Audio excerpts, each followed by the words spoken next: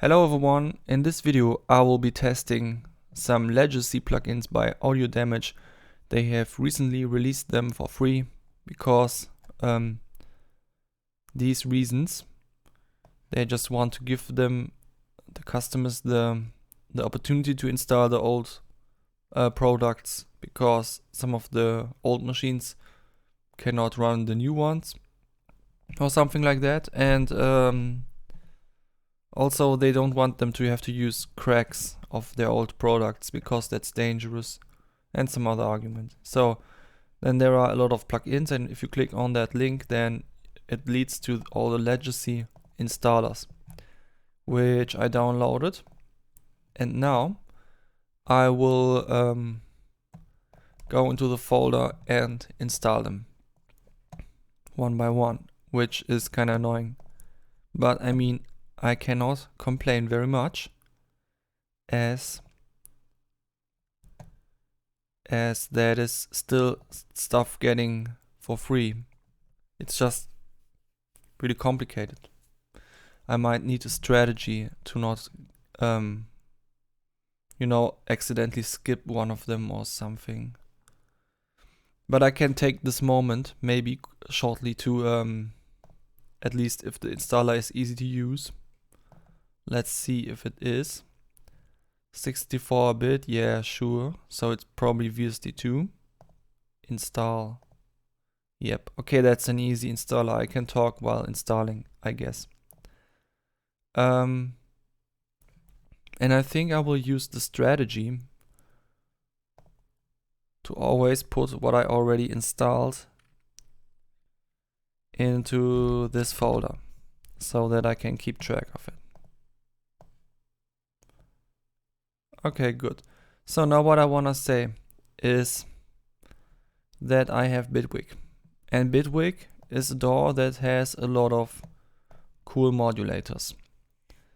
And as a VST developer, it makes me think more and more that when people use Bitwig and stuff a lot, and I think that's a future that we are moving towards too, because it's just cool, then the responsibility to be innovative as a plugin developer is getting higher and higher. For example, there might be a layer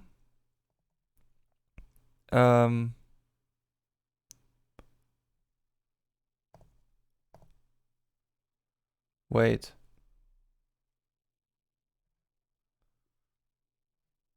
Is this or what? Okay, cool.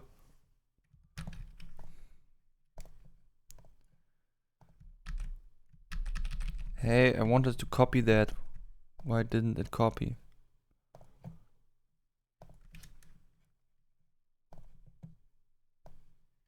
Now copy.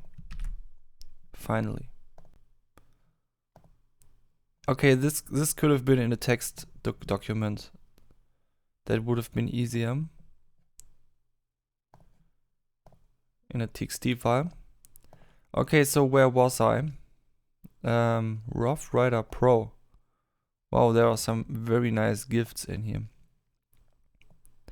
I don't know if I even need to install Rough Rider Normal if I have Rough Rider Pro, but sometimes the small versions are nice too. So what was I about to say earlier? I was about to say that in Bitwig there are these containers, like a multiband container. And if you use that to make any effect multiband, then of course that kind of makes it pointless to have multiband in the plugins themselves in many ways, or in a lot of cases, except if the multiband options in the plugin actually have a slightly better workflow, which would be the case for FabFilter Pro MB or something like that. But it's really not often the case. So we have to innovate the workflow or innovate the DSP, or what a lot of people are doing, just innovate the combination of stuff that is in a plugin and hidden behind layers, so that things get really easy even though they are kind of not easy. in its essence. Basically ROM plus, effect ROM plus, so to say. But these plugins here, they come from another time. They come from a time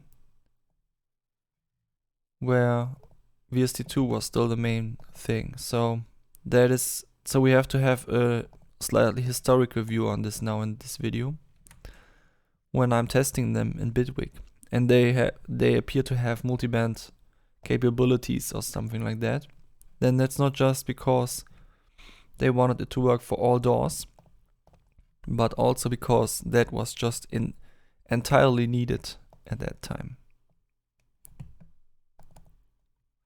Still, I will be critical, because even if a plugin is old, it can be gold, just like Synth 1 or well, a lot of plugins actually. I still have so many 32-bit plugins, for example. So for some reason, it is definitely possible to make a plugin that will just last forever. That is just an evergreen of pluginness. And that is also a criteria for a plugin, if a plugin is cool. Even though that is like the highest goal, so it's just clear that it cannot easily be reached. But I still think everyone with creativity can reach it. And I have heard a lot of good stuff about audio damage, especially Rough Rider. So I am looking forward. And you are looking at me installing things, except if you scroll forward to a later time of the video, or if I decide to actually edit this video. I will probably not edit this video because it's going to be long, and editing videos takes a long time even for the short videos, because I'm editing out all of these smacks and the amps. Oh wow, a different installer. This is really old. From the time when they still had custom installers and stuff everywhere. If I had the correct versions now, it would also play keygen music. Maybe I should have gotten the correct one, because I really like keygen music. I am not so much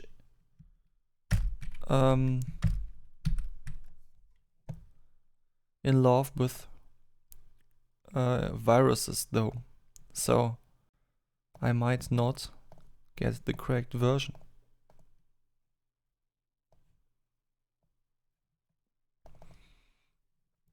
I think, by the way, I think that all these different ways to ensure that no one steals plugins are kinda pointless. I can understand if it's just not copyable without a serial number or something like that, like the easiest kind of protection that you could imagine, because then people will just have their initial attempt to share a plugin not working, and then maybe they say, okay, that didn't work, okay, then let's just not do that. But then there are two different kinds of people, and one of them is they just want to have the plugin and they don't care about any morals. And I'm not saying that as a bad thing or something. They might be still very young and they just want to have fun, and they spend all their time on buying weed, and they just don't think of it. And that's just how a lot of things work nowadays in tech. So we can't really blame individuals for that. It's more like the whole system that trains people to think like that. Anyway, and then there are also responsible people, and they can also be young, of course. It's just a little bit less likely that they are still young, and they buy plugins. And if they are given the opportunity to steal a plugin, then they won't steal it, because that is still against their morals. And that is my point. If people who want to spend money on plugins wouldn't steal it anyway, then why would I take care that they really don't steal it? You know? And that's why I don't get why people use these huge licensing systems to ensure that their plugins not get stolen.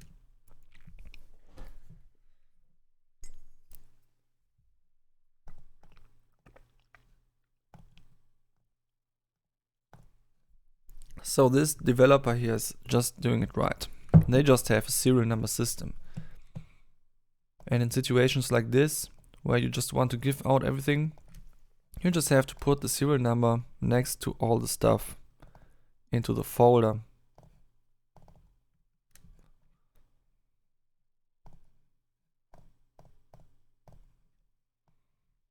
And then it's cool. Oh, VST3. Nice. So this seems to be a quite newer thing. Filter station. I think I've even seen a video about that today by Polarity Music. Also on YouTube. Makes really cool sound design videos.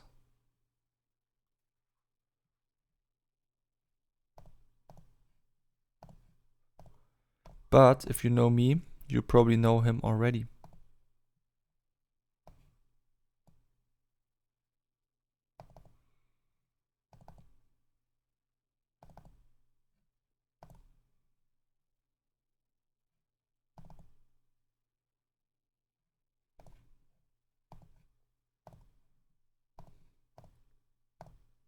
Hey, I didn't need that. Maybe I will need it later.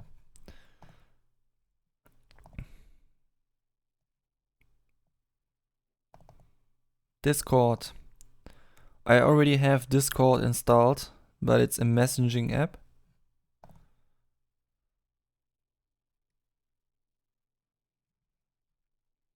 Okay, that was not a very good joke. I am really bad at jokes.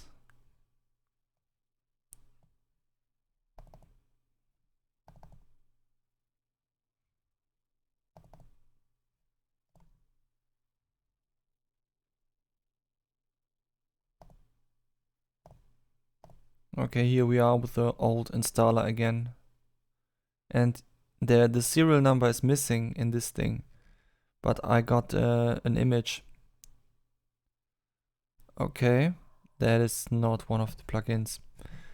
Someone dropped this image on the Facebook post where I found the article, saying that some of the serials are missing. Anyway, I don't care, I already have Discord 3, so let's just skip these two. Bitcom.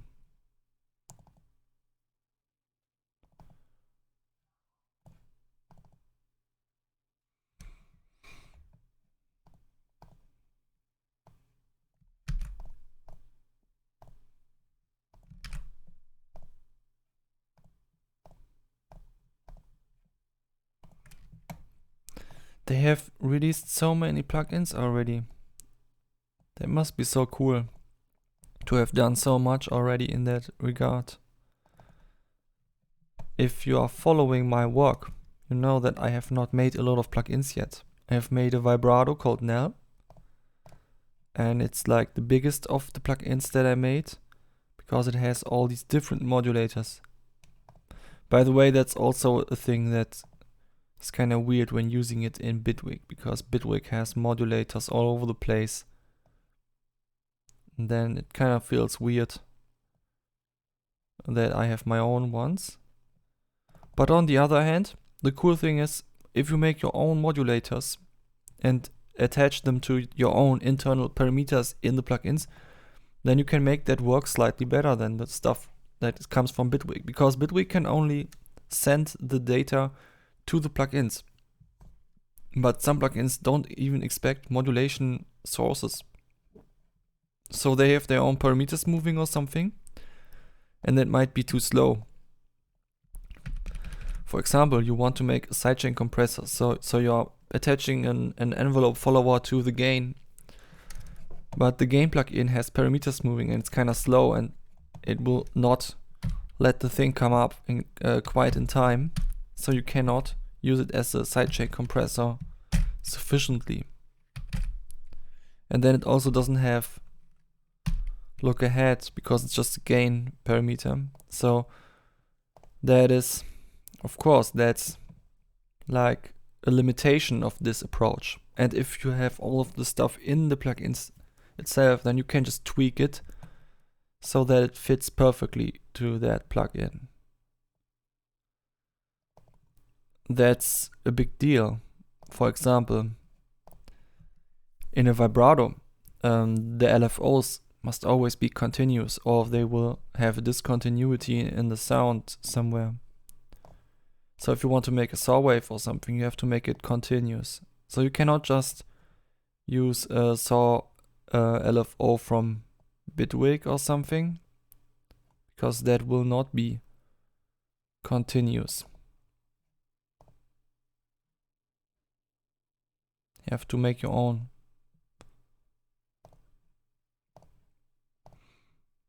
Also, I have an envelope follower in my plugin, and it has slightly longer rise and fall times than the stuff in Bitwig, because I felt like it is sometimes a very prominent effect to attach an envelope follower to a vibrato, and if you can stretch out the attack and release some more, then you can make it more subtle. So that's also something that doesn't work with the stuff in Bitwig. Also, like the parameter smoothing or the smoothing of the envelope follower itself. The envelope follower in Bitwig is always very spiky because it has no filters on it. And when I make my own envelope followers, I can just put a low pass on them to make them a little bit smoother. So all these kinds of things can be considered.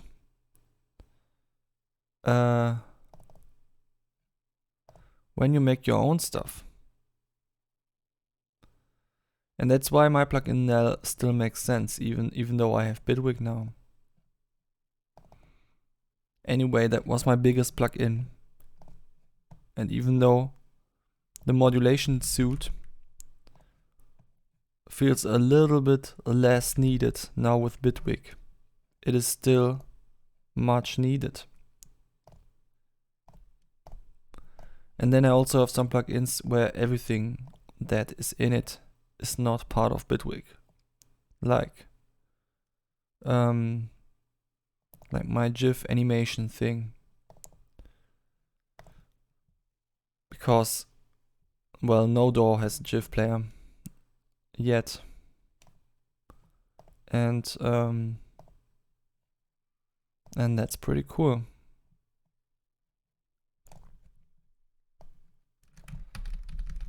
But this developer has made a lot more plugins. A lot more experience.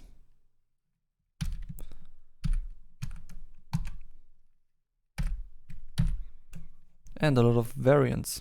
So you can really see where they were going when you're checking the plugins out, I hope. That is what I attempt to do. And I'm finally reaching the last part of this interesting process of installing way too many things. Oh, another option, AAX, the very unappreciated option.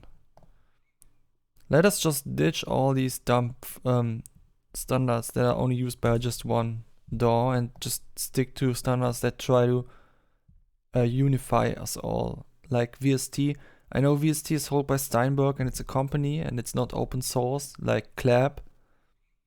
But at least it tries to unify everyone, just like Clap as well, but in a different way. And I think we should only support standards that really try to unify us and that don't just do their own thing in their own little DAW. So no Max for Life in Ableton, no Contact libraries. I know Contact can be in every DAW, but it's sort of still like its own little ecosystem. No, this thing that's in Reaper with the scripts and no FL Patcher. No. I mean, these are all cool things for the ones that have these DAWs, but plugins are for me something that should unify us, that makes us talk to each other, even if we have different DAWs. And yeah, that's just important to me. Now we can finally get started.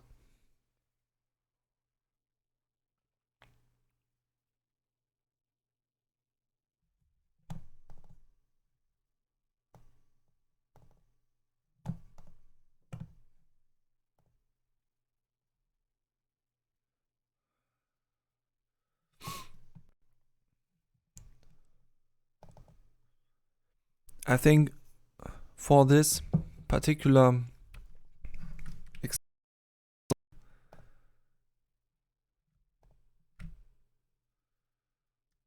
I will use a project that I already started.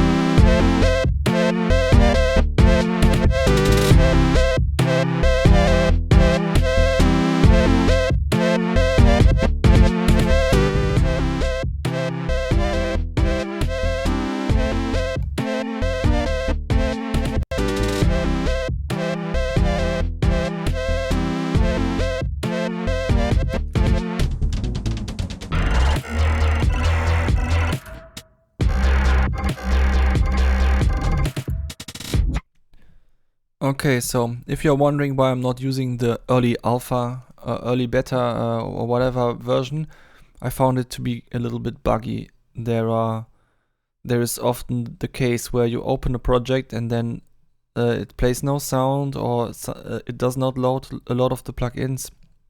And that can happen in this version as well for some reason. I don't quite get what triggers this stuff to happen yet, but I must say I also don't really care. I just want to have fun.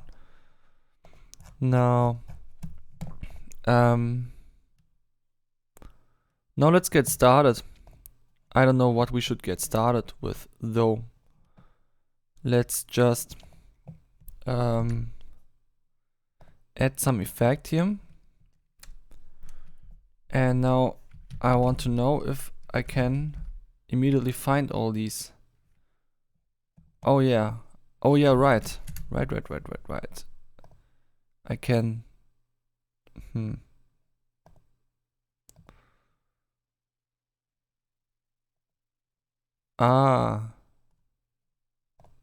okay.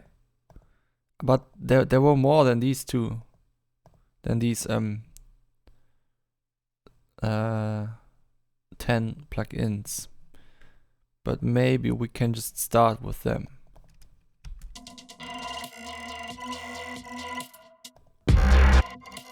Wow.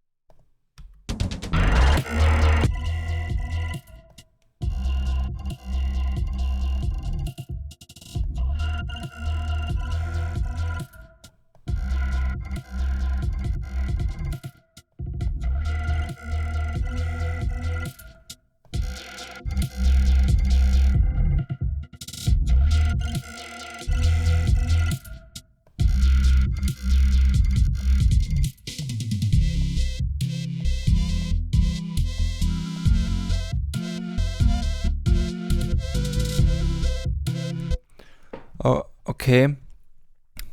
I'm not really sure what I should take away from this experience, because like, first of all, it's kind of confusing that this is for the high cut and this is for the low cut, because usually you have them the other way around, in mind, at least for me.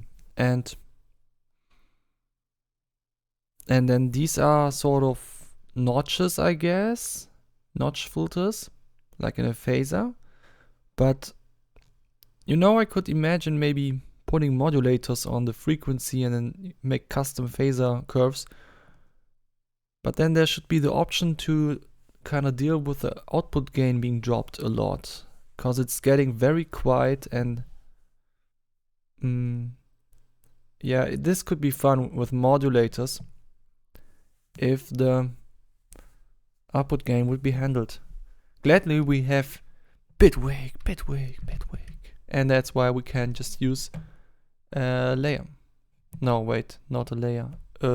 Which of the container was it? It is the chain. So let us use the chain to fix this plugin. Actually, that does not make me any better than the FL Studio patcher people. Oh wait, this is the right way to do it. Now,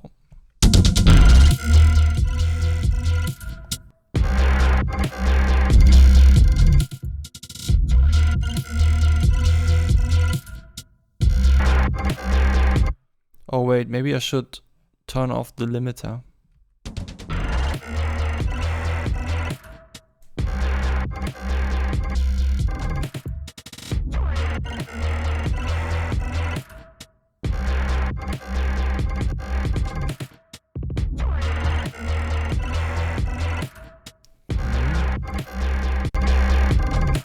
I'm slightly confused. Limiter is not hitting.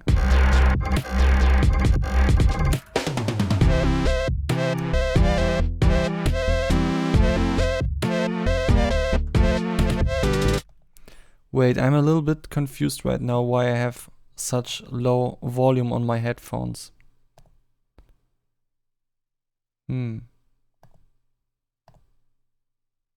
That's just my screen for some reason.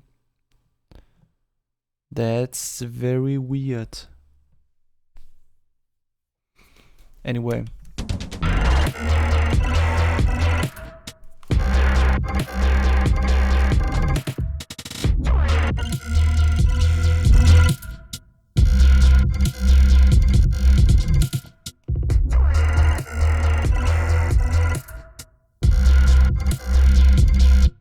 So let's try using an LFO now. LFO, put on some frequencies.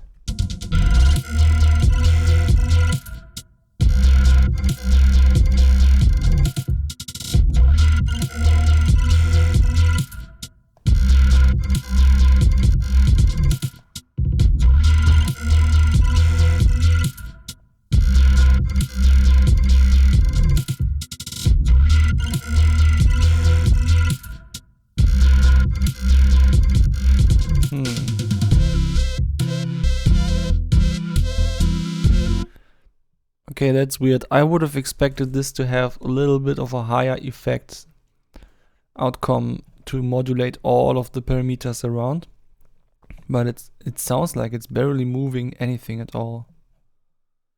And I only just realized that these second knobs are not Q values, but actually even more frequencies. So it's like, you have to read it like this. That's a very unfortunate UI design, but I guess it's one of the older plugins.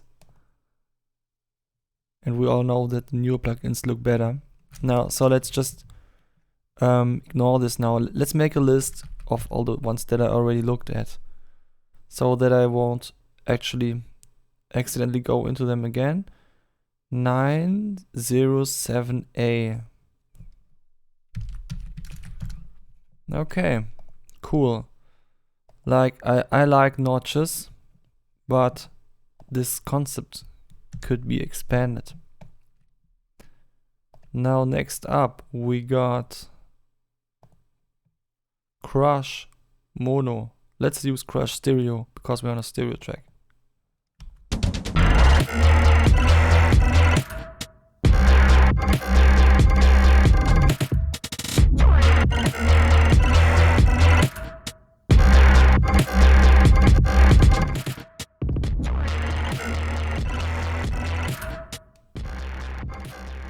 Ooh.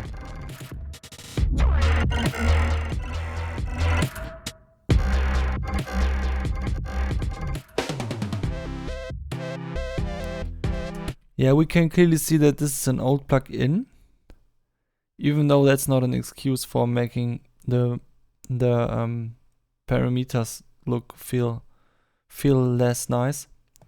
But just to give you a little example, we have 10 milliseconds here, we have 1000 milliseconds here, and in the middle we have 500 milliseconds. And I felt that immediately when touching these things, because usually in compressors you have the sensitivity in this range a little bit finer, so that when you go up to this point it is still like 40 milliseconds or so, and then the values rise a little bit faster when you get to this range, because it doesn't matter anymore a lot in this range.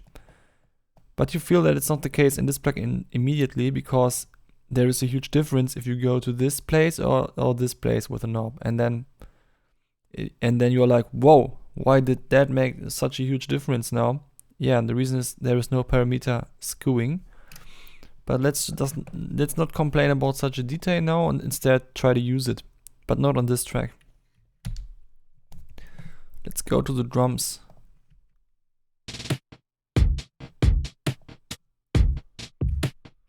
What was it named? No, it was not grunt. They should have called it grunt, because the grunt knob really stayed in my mind.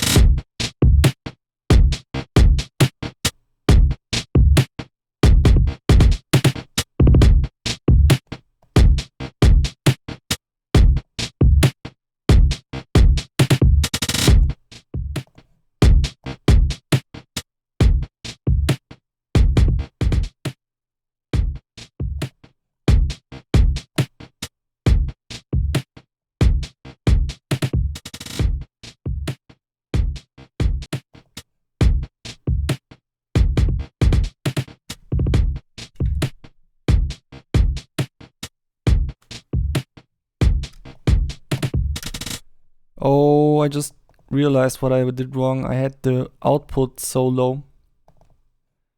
That explains everything. Because usually putting -6 on the limiter out is already what makes everything feel best in my setup. But this was just way too low in volume.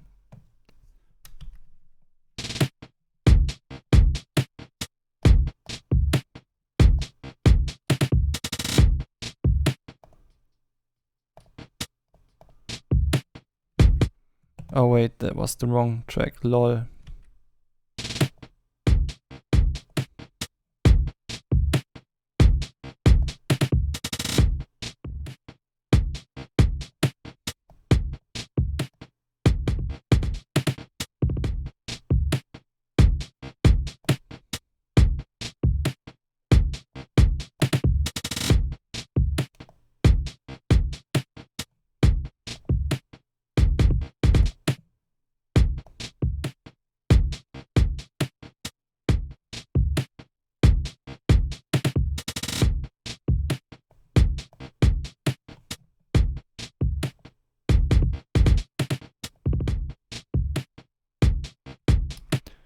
Yeah, it's a nice little compressor.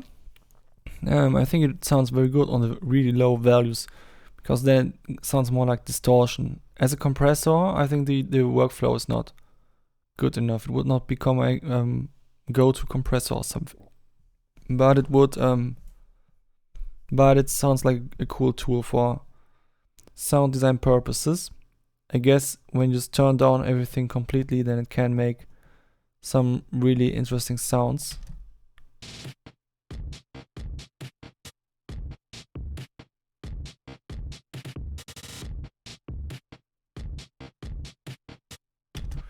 Actually, yes. Let us try it on just the snare. What was the snare? Yes, this was the snare.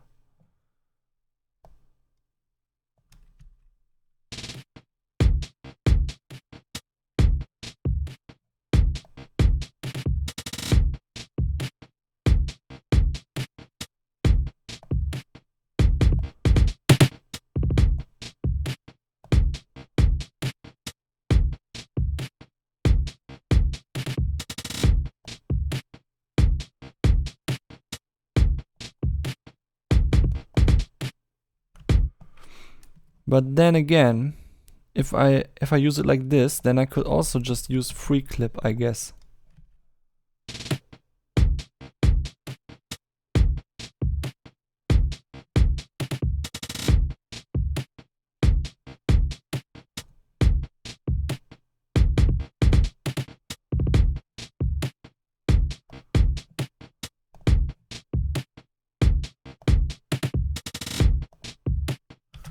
Which even sounds a little bit more fitting in this example. By the way, if the free clip developer sees this, please add a mix knob to this thing, because I often find myself mixing the dry signal with a clipped signal.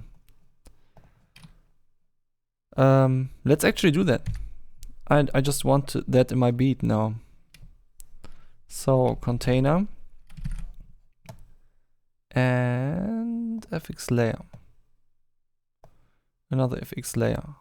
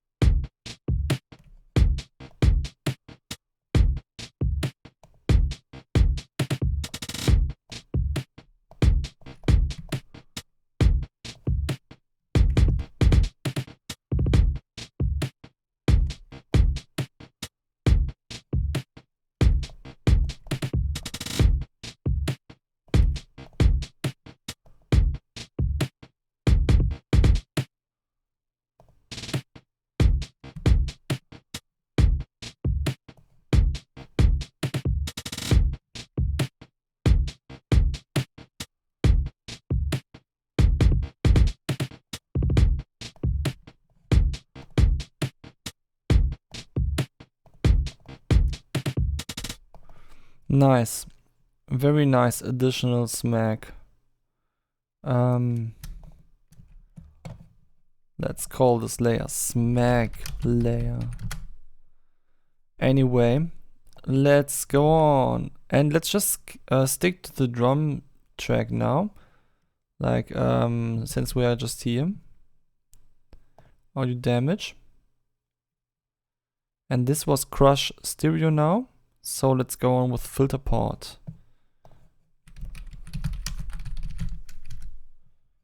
Filter port, interesting UI. Let's go on.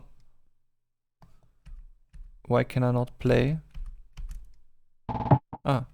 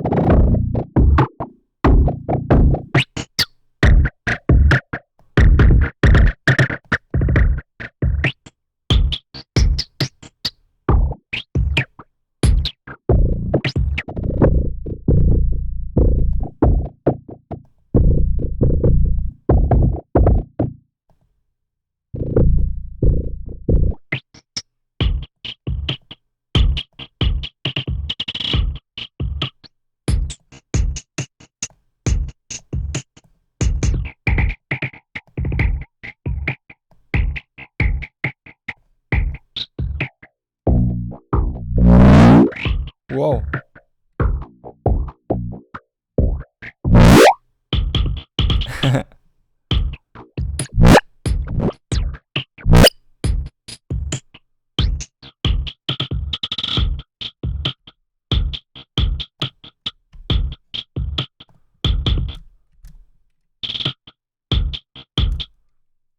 Okay, I actually have an idea what I want to do with this. It's going to be a little bit weird. I hope my Bitwig skills are good enough for that. So basically just I want to attach a macro on this filter frequency so that I can drag it down. But at the same time I want the dry wet mix to be turned up. Yeah. And there should also be a gain out. But I think this will need its own little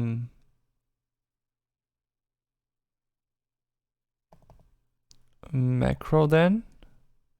It's a shame that I cannot just attach the modulator from one thing to another plugin.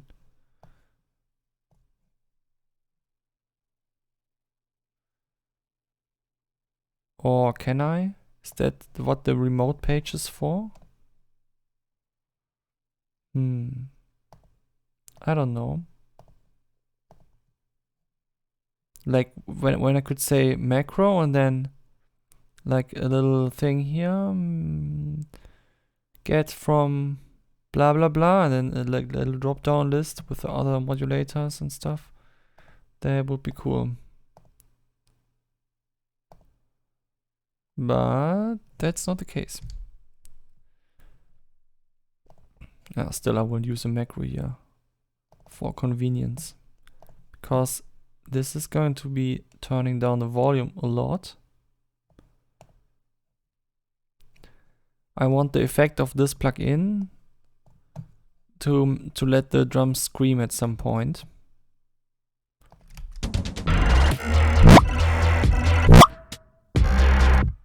I don't know at which point yet.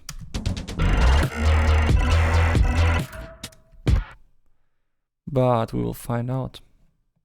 Now, there is one thing that I'm not very sure about yet when it comes to Bitwig, which is how to deal with automation the best way. I think the best way is to open this thing here, I guess. But this should be the macro that I've defined. KHGS gain. I want the macro. Thanks. Where's my macro? Is this the macro? Oh yeah. Okay, so this is one of my macros. This is the gain macro.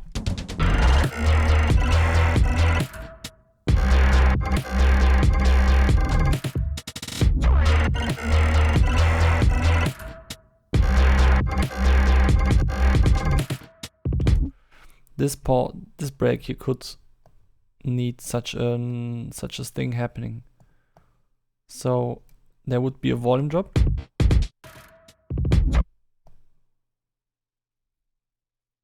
And would probably especially drop towards the end when it gets really loud.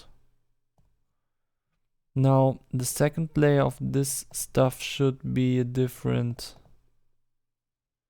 Or can I have multiple lanes in here? All. Is this the other one? Wait, why can I not drag it? Because it already has stuff in it. Great. Now this is going to be tricky. Let's start with something not very dangerous.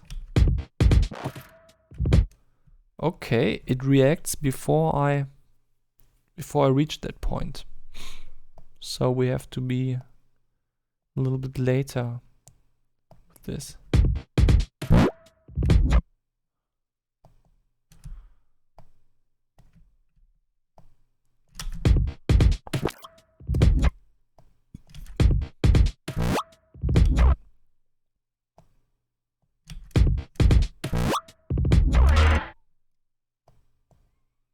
Okay.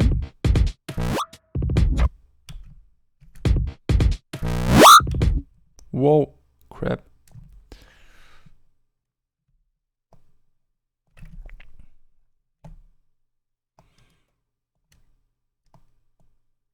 This is really fiddly. It's definitely not how the plugin was meant to be used.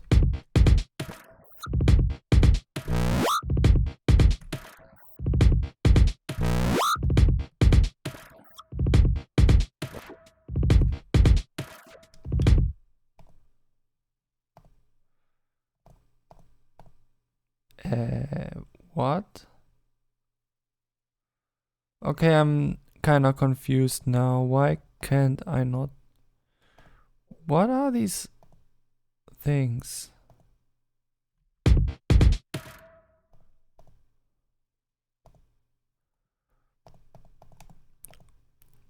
Why does it not show me just the things where I do have an automation? That's kinda annoying. Like, where is the drop down menu where I just say, yeah, these are my macros that I clearly define to be most accessible? It's annoying. Okay, wait, I have an idea. Maybe when I go into the plugin itself and touch it, it will appear somewhere.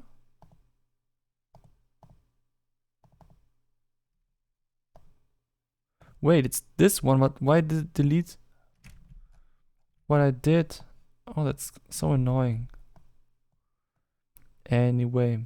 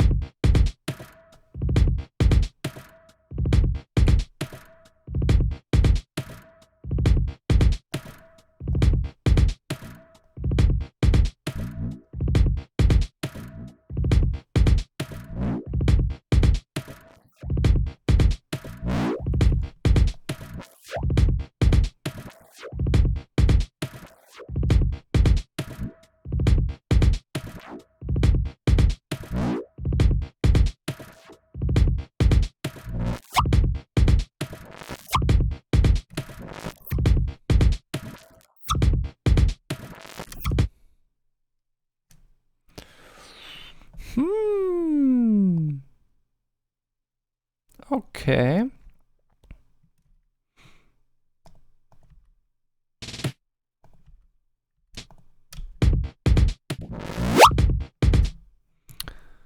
I think it will be very hard to manage this sound as an automation.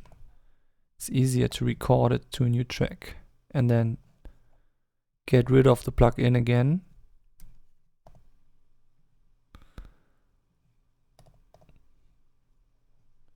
Drum machine output.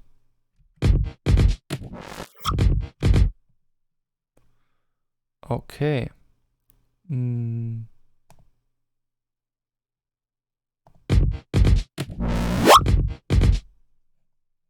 Great. So now I can get rid of it. Filter port. So this was filter port. And I have a new layer of something that I can later tweak to be a reasonable sound design addition.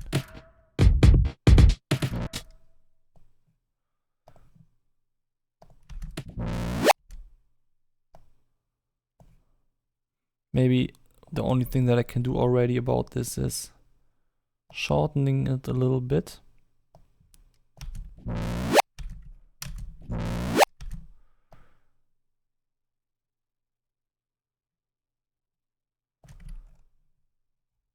Very interesting shape. Very squarey. But not everything is squarey. It's a very complex thing going on, and that's also the reason why I really like this sound. At the moment it sounds a little bit overkill for this track. but I think I will deal with that later.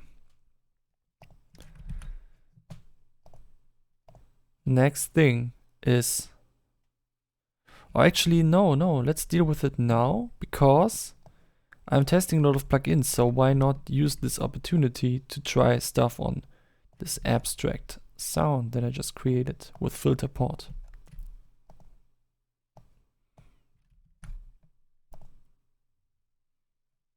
So let's do that. Let's do it. Audio damage. Master Destructo. Ooh. Okay.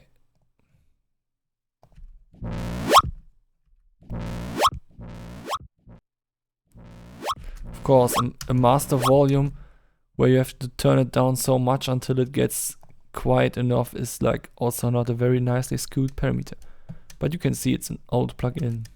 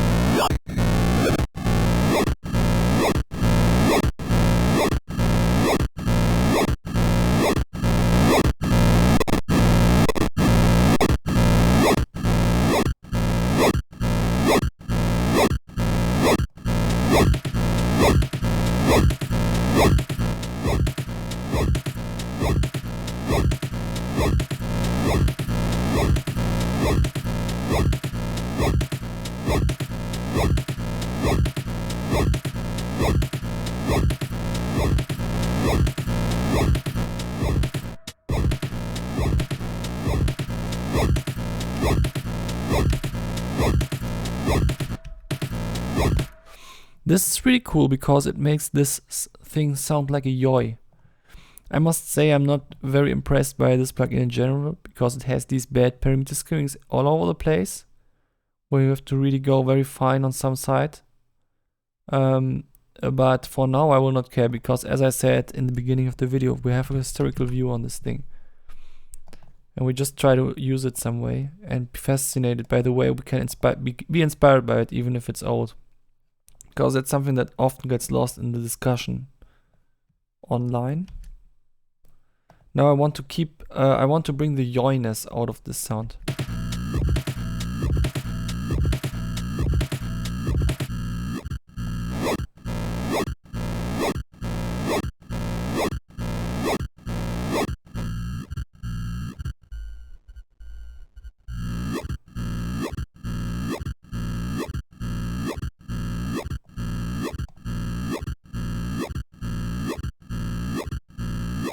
Ah.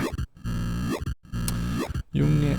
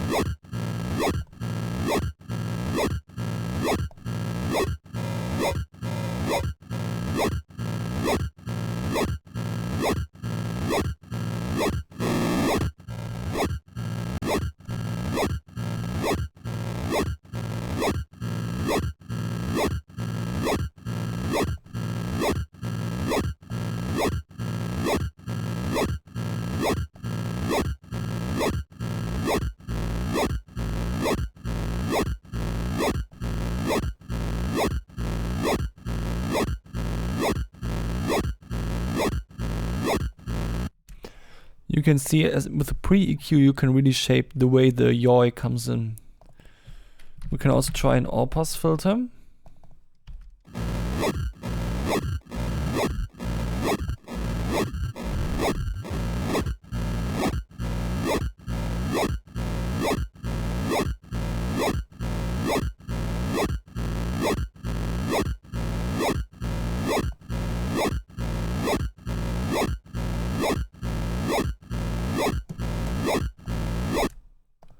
And a post filter.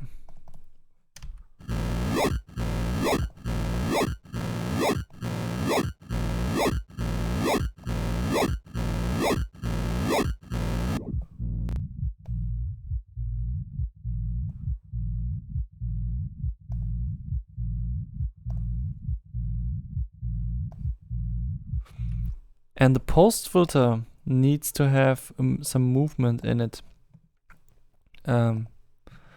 Actually, yeah, let's use a macro for that.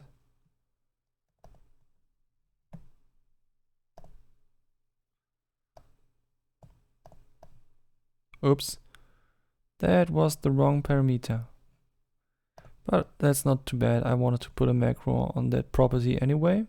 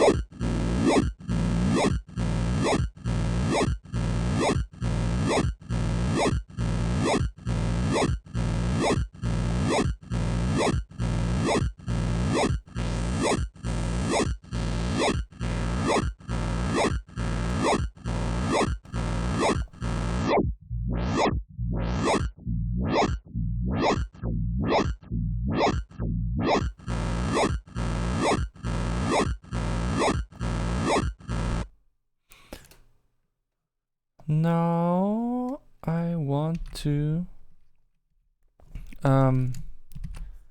tweak this a little bit.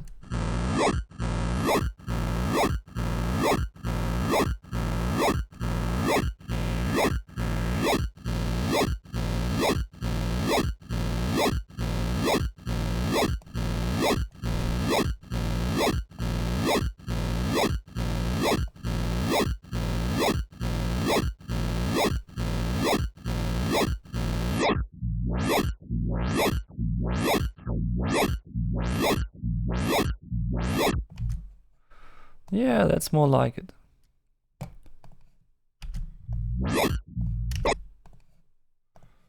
All right.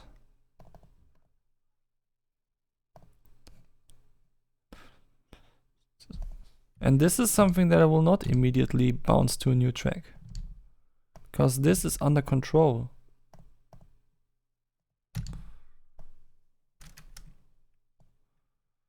So I want this to have a nice spike at the yaw.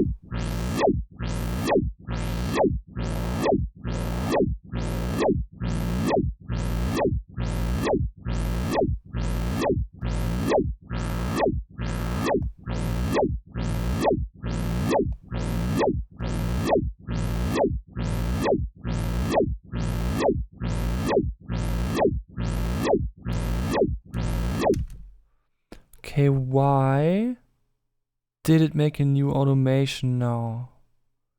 I am a little bit confused because this is not touched at the moment. But I will remove it now. It is not what I want.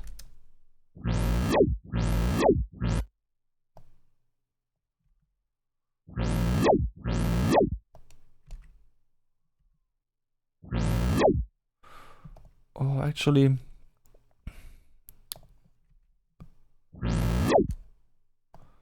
let's use a notch instead.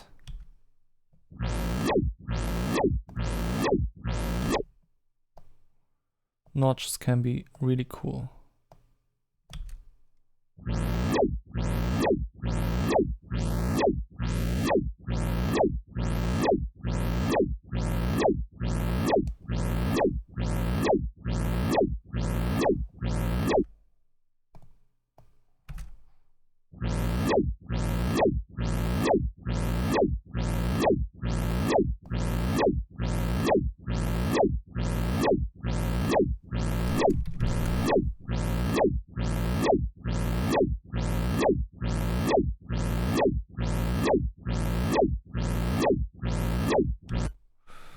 Okay.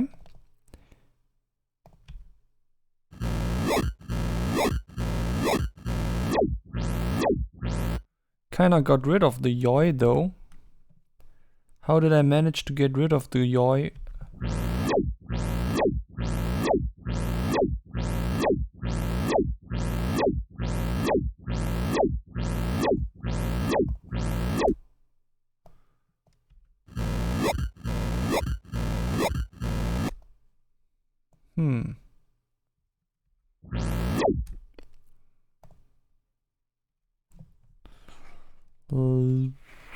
Layer? Oh wait, isn't there an... Would be cool if there was something like a container for crossfades between an effect and the dry signal, but I think I can... Yeah, why not? I can just use the normal chain for that and then mix. Yeah.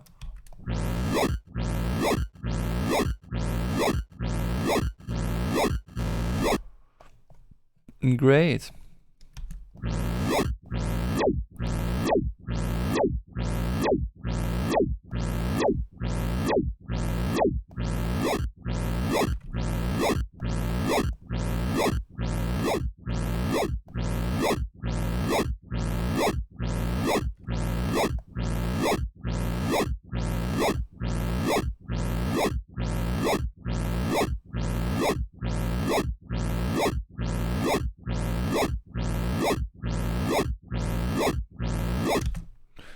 Now the yoiness is in it again.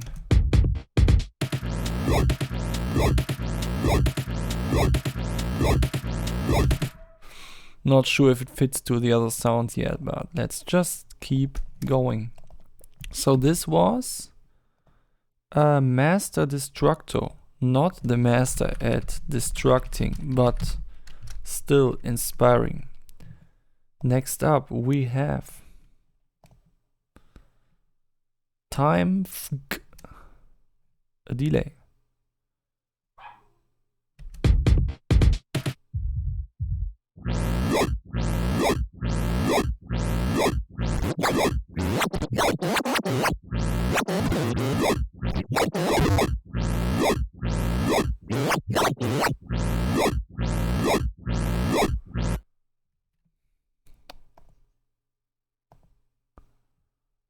What is that delay time?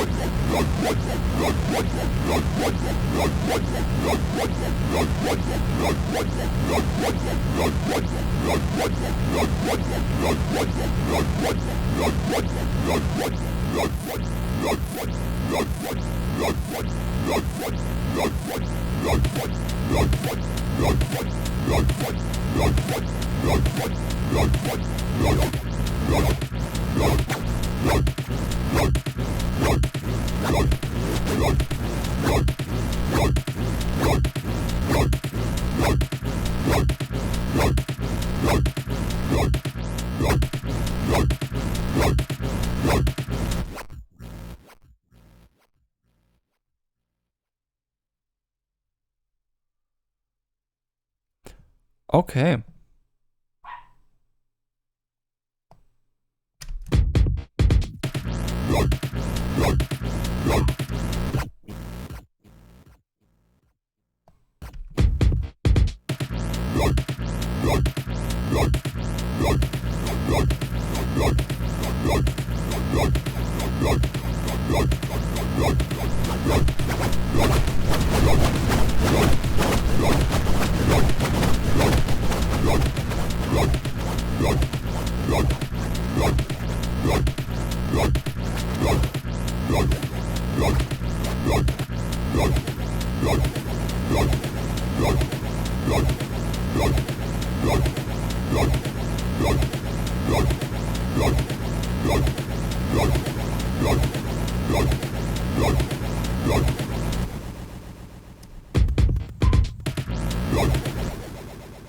A delay with a bit crusher in the feedback loop.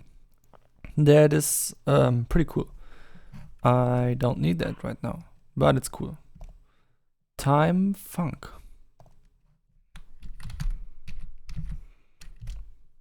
Still, something about this delay time knob acts really weird. Sometimes I had the feeling I changed the knob and then I have to wait a bunch of seconds before the changes take place or something like that. That felt weird.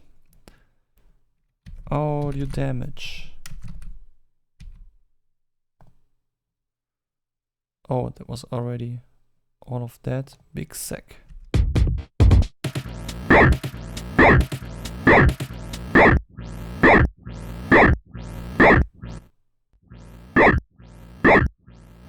Oh no, this is actually a plugin where you have to do this to move a knob instead of this. Oh no, why did people do this?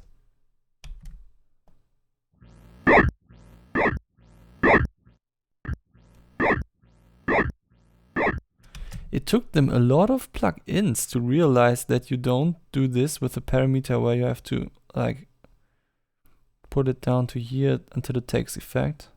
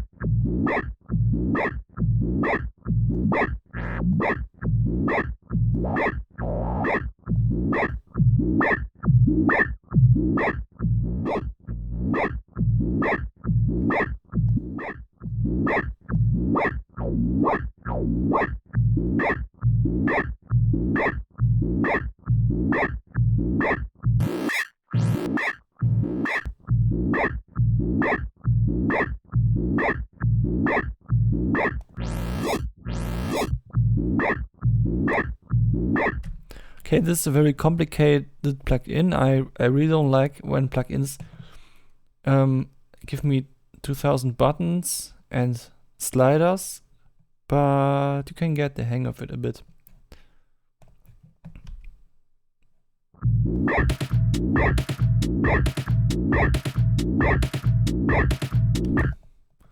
Maybe I can put that into the same chain. Yeah.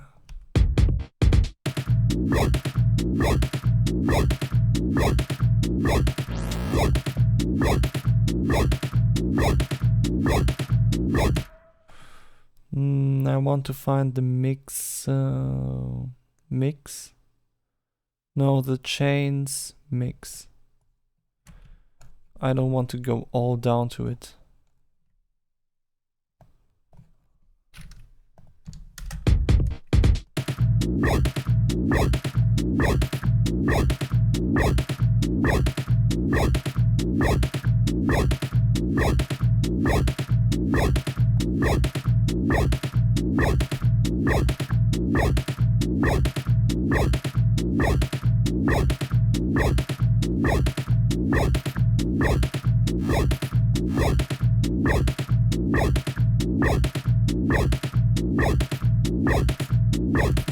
At this point it sounds a little bit less like a yoy and more like a lol.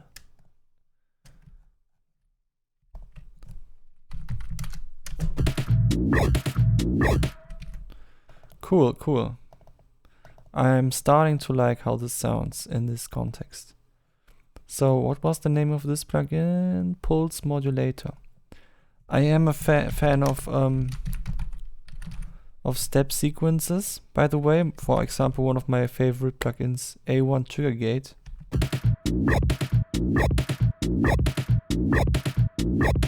But the cool thing about it is it does only show you one of these step sequencer-ish things, which makes it very friendly to look at.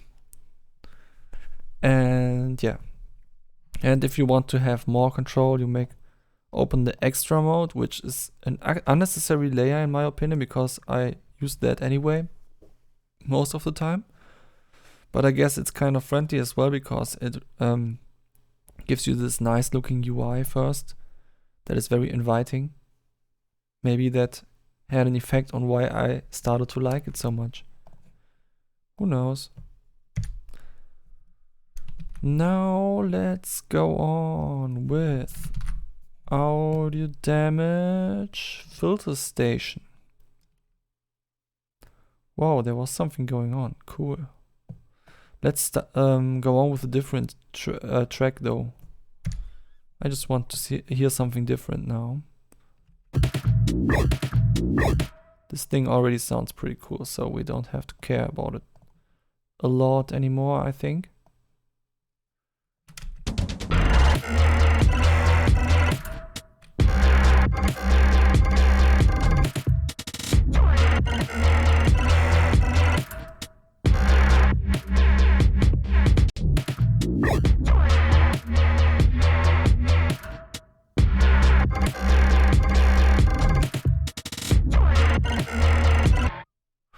I want to have another layer of these. A super saw layer, to be honest. To be clear. Now let's take distance for that.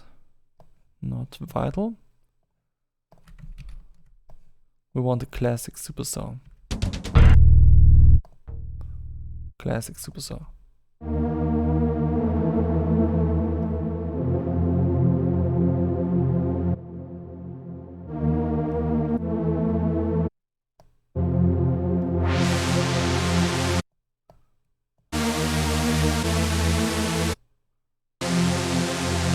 By the way, this is also one of these old plugins where you have to turn down the knob extremely to the end, but not quite on 0 to get the sound that you want. I'm very glad that nowadays most plugin developers really care about parameter skewing, because this is just pointless, even though I love this plugin.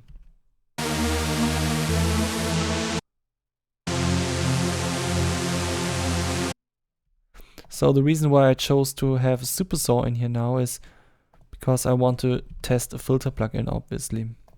At least it seemed to me on first glance that it is a filter plugin, since it has the name Filter Station in it.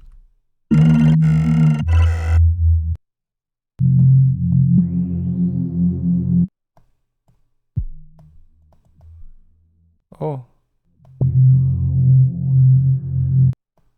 What?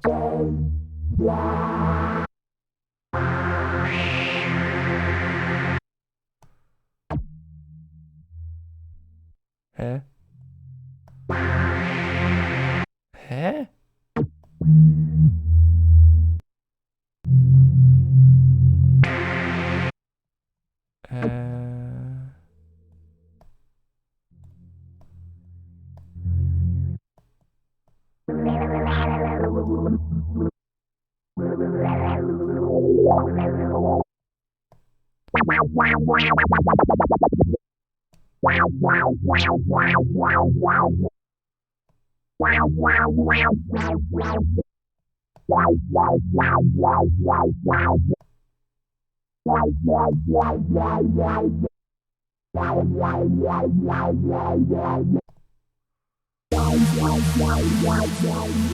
Aha.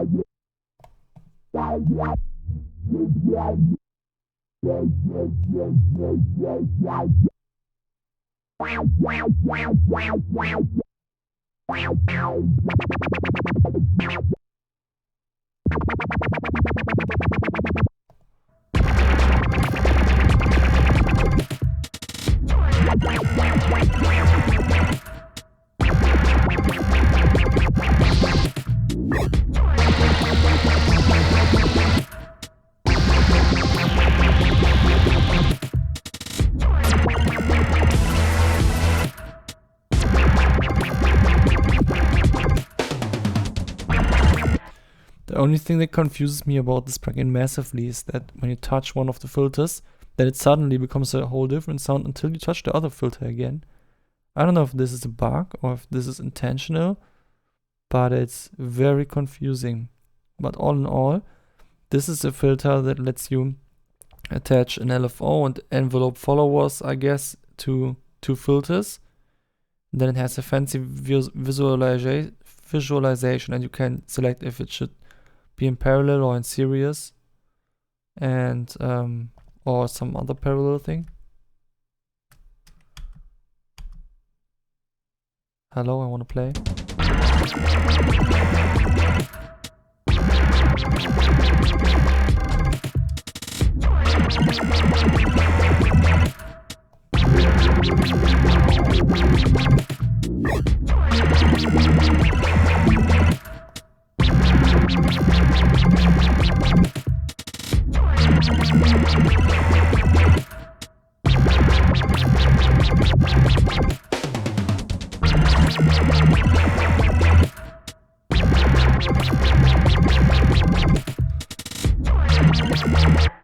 I really like the UI design with this stuff, but it's kind of not very self-explanatory, and I'm still not sure if these things that are happening are bugs.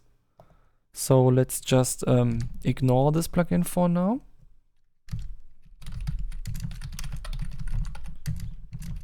Filter Station.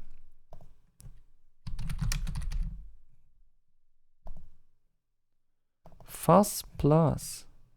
Oh, I've seen that thing. It's one of the newer ones that are actually resizable and everything. Cool. Whoa, crap. Okay, turn down on that level.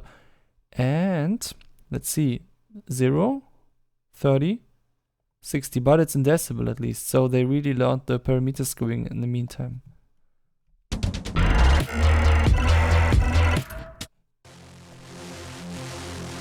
Ooh.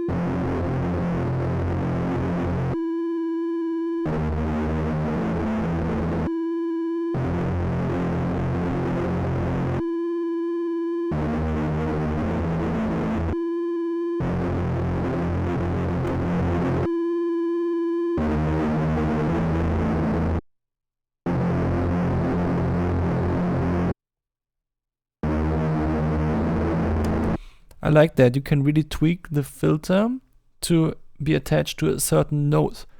In which case I would actually put a control here that changes this to be not in hertz but in node values, so that I can really tweak it to the exact frequency easily. And then you can dial back the resonance when you have enough of that, and you will just have a frequency that is perfectly set to a certain node. Maybe there could even be an envelope follower that pushes up the resonance whenever the signal comes in and then puts it back when it's getting quieter again, so that it does not continue to self-resonate. But I do like the self-resonance.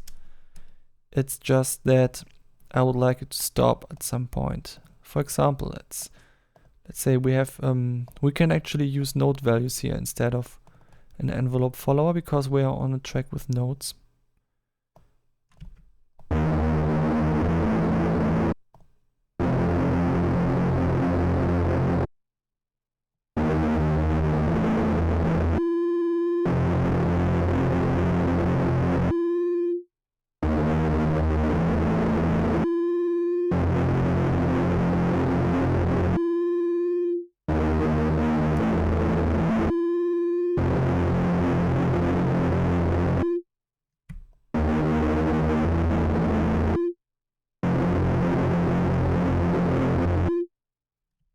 I like that, it's kind of cute.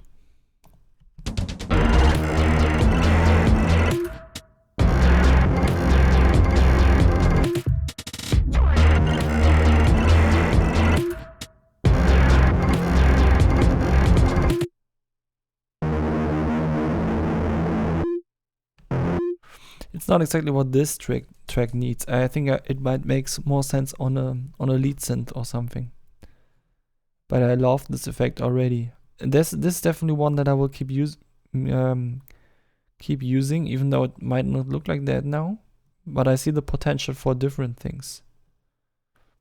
Maybe let's try it on the synth bass instead.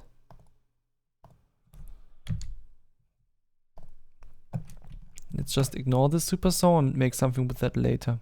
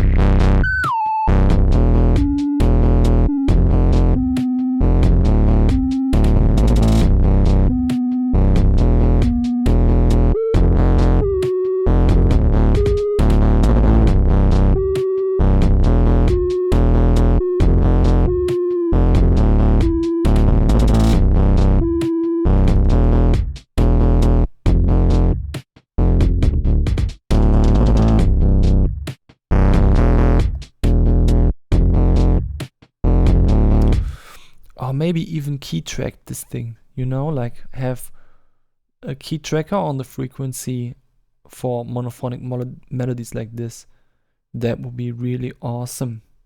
Then we would just not even have to turn a frequency knob at all anymore, but we could just directly use the safe resonance as a release for whatever synth we give into it. I cannot test it now because that would be insane to set up now, but that would be so cool, I think.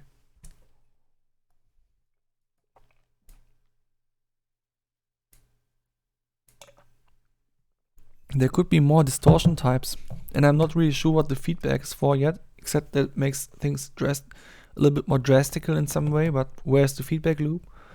Is it inside of the filter or something? Because the filter is already a feedback loop, so I'm kind of wondering what the feedback is doing on top of that. But maybe this is just using a distortion type that I don't know yet. So an interesting plugin. I won't use it on this track now. But it's definitely really cool.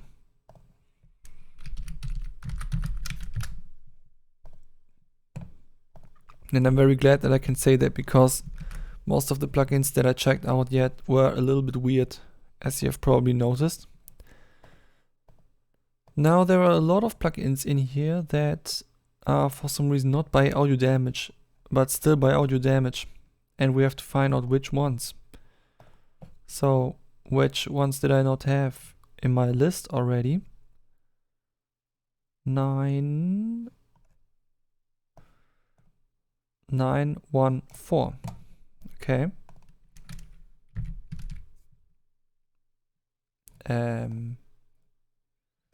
There is no plugin called something with 914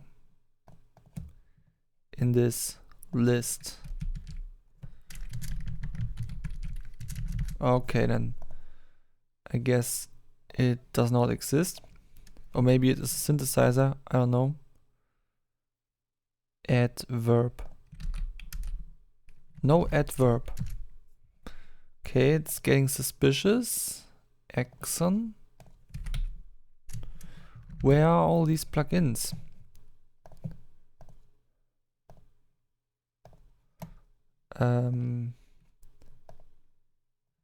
There were no plugins with errors.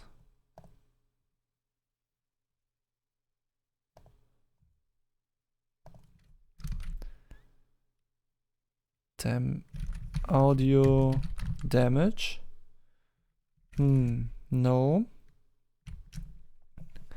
Very weird. Where are all these plugins?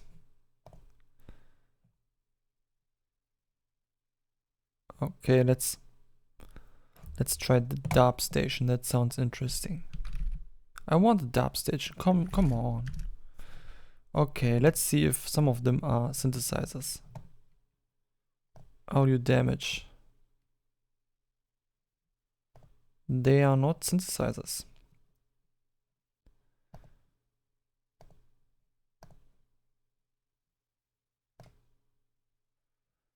Filter station. I already had that.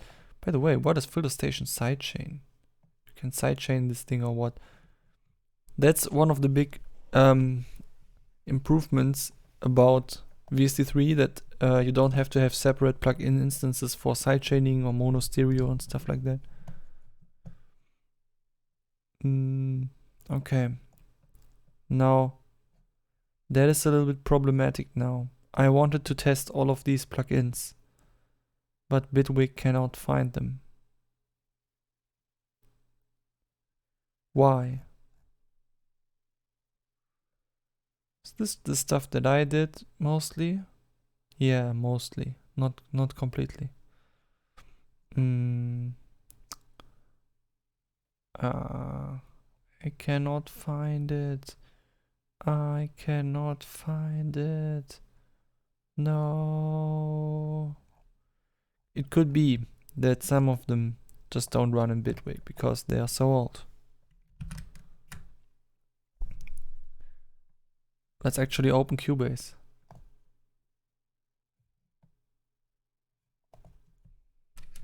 I'm pretty sure that I've installed all of these plugins because you were with me when I did that. And it would be a shame if I had to skip most of these. But maybe I do. It does show all of these plugins in the initializing thing. That's a good sign.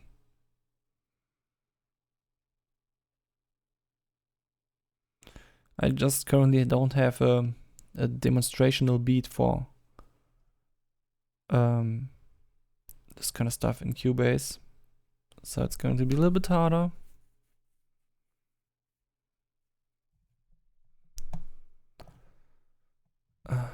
One of them was not accepted, but I think we can deal with that. So we need some drums.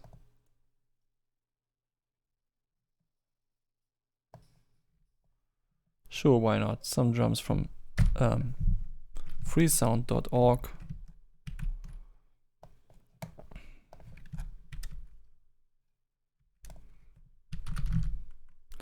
Now, all of the effects actually pop up.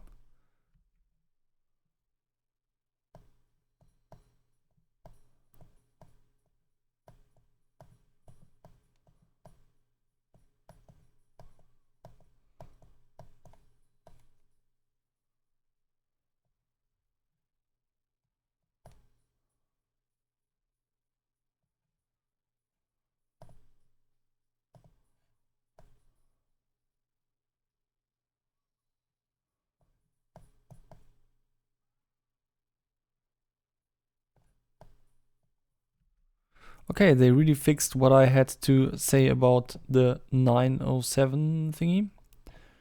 And the 914 does feel better, even though it still has low pass here and the high pass here. But it has cool global bandwidth knob, something that I was missing in the other thing. Still confusing that you have these rows that you have to read in that sequence. But I guess it's just an old plugin. Now let's go on.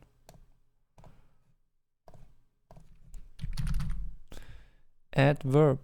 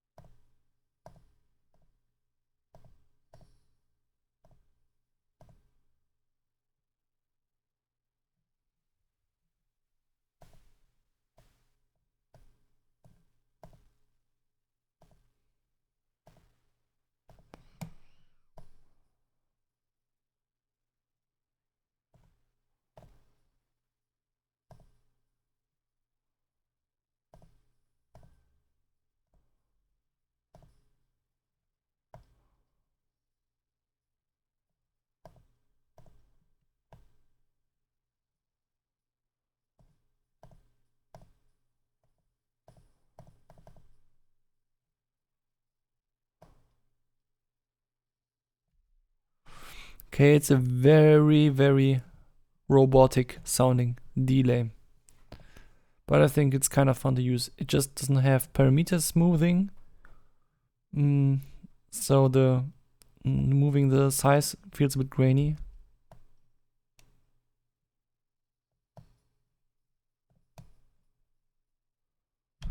The other knobs feel okay. Automaton. What?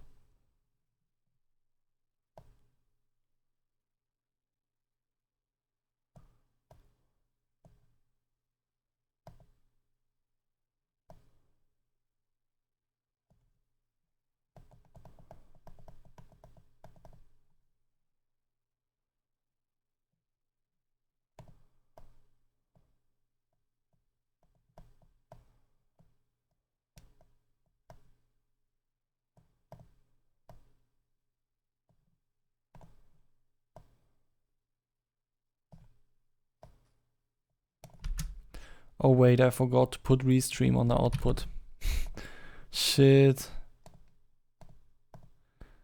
Can I even upload this video with so many mistakes?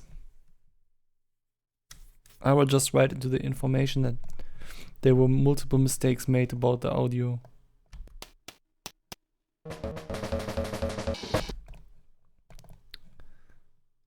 Oh, let's check.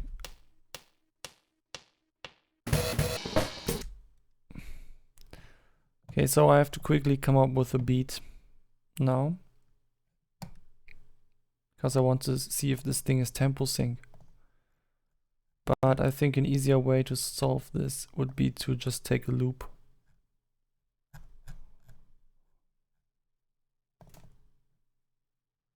No, these are not good loops.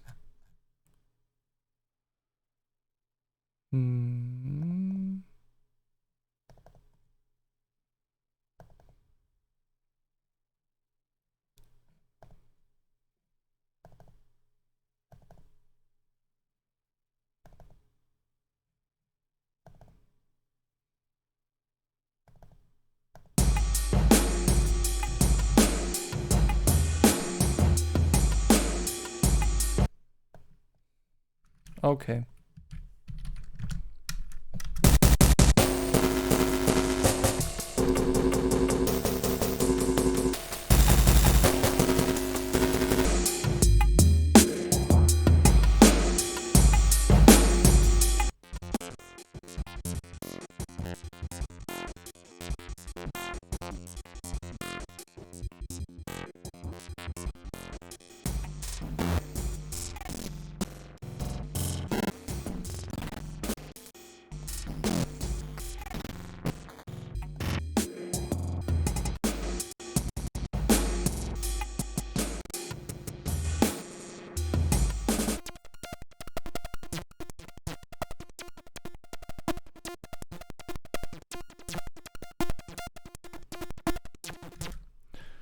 This is really cool. I like it. It's a shame that it doesn't work in Bitwig. Big sequencer.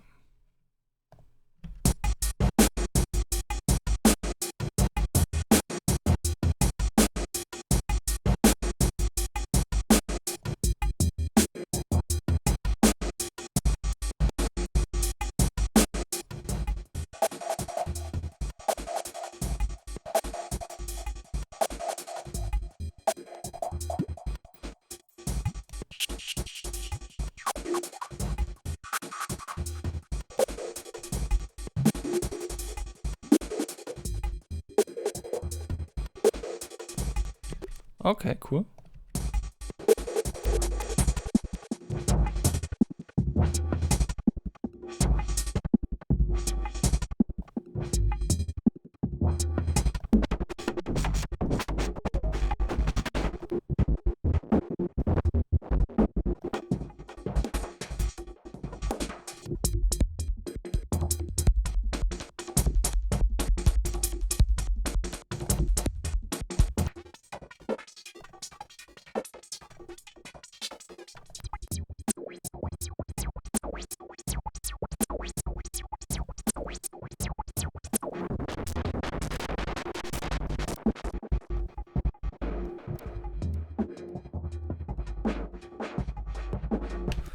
Yeah, as I said before, sequencers can get very complicated, and this is also a thing that has multiple sequencers in it, which makes it look complicated, especially, wow, even more of them.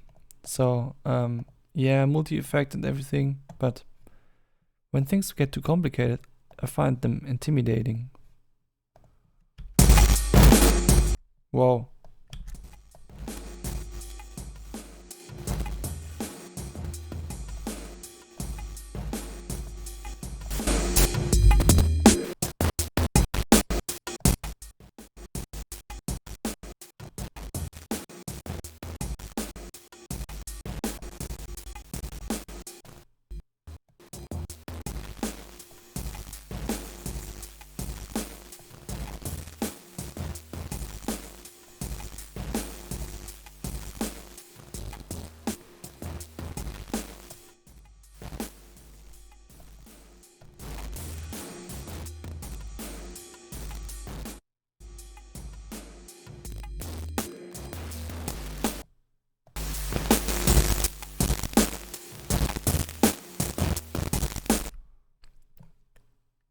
Yeah, it sounds a bit like broken electronics.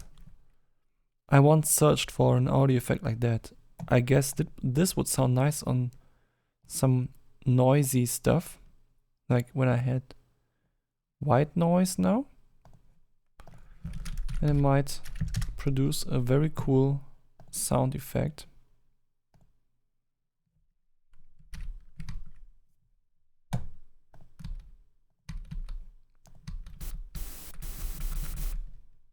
Let's put it on that track.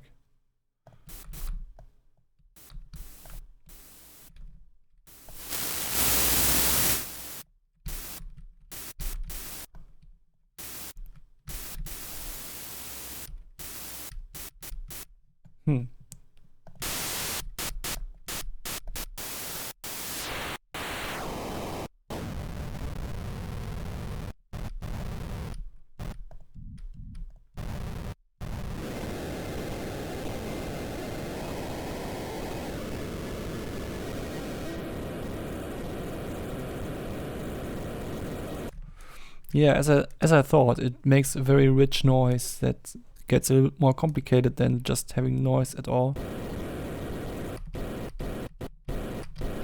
Which would be a great opportunity to use this as a vocoder. Like putting a vocoder on it and then, you know, because it's so rich, it will create a nice layer for the modulation. Anyway, let's go on with, what was this? Bitcom? Discord.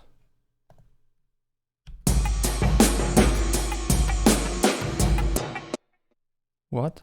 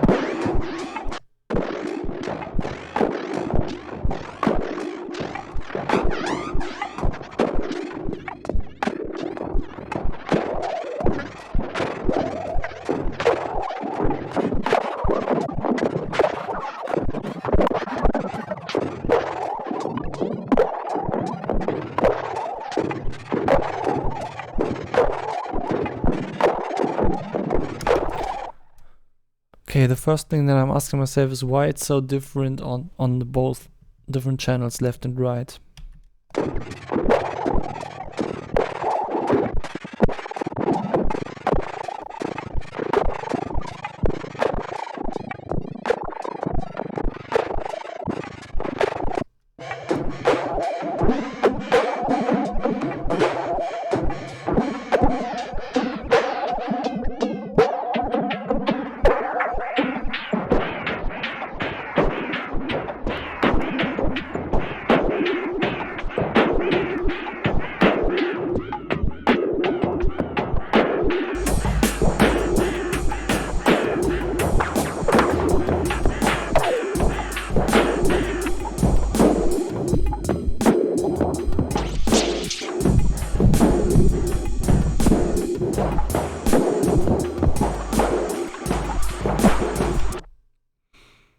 That's a very weird plugin.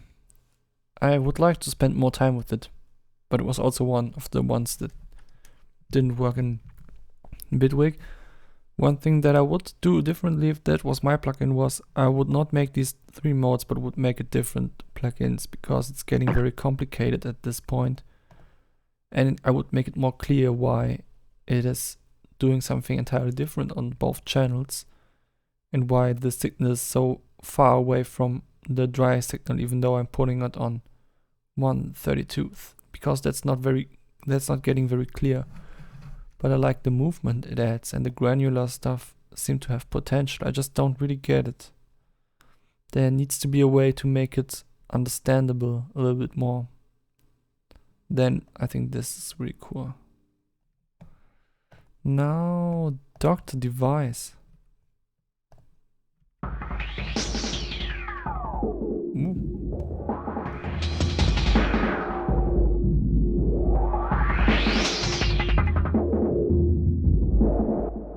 Okay, first of all, why are these things moving? Can I touch them? Yes, but it feels weird. Because they are moving on their own, they don't want to be touched.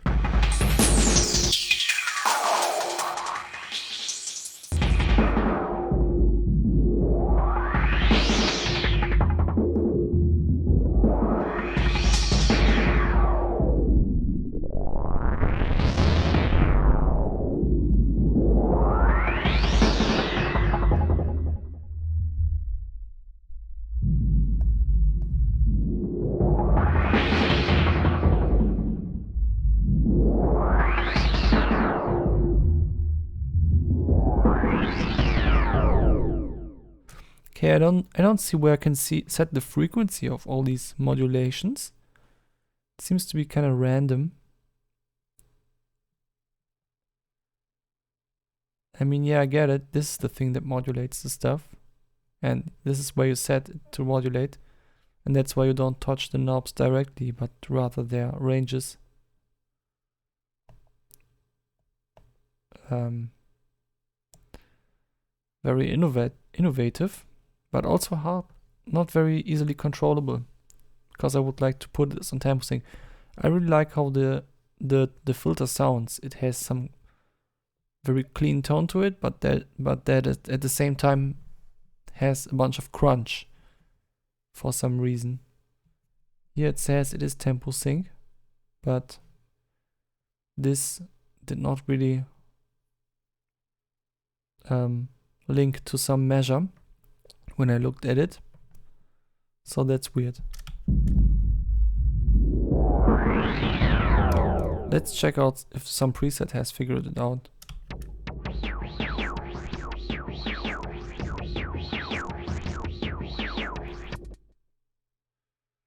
What?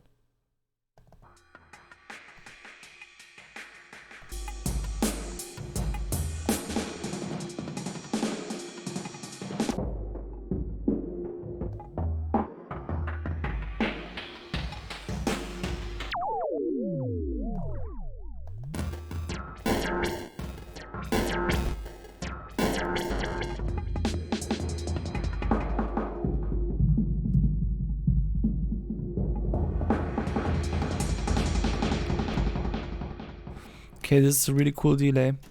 Apparently it does have tempo sync capabilities and I just don't understand them yet. And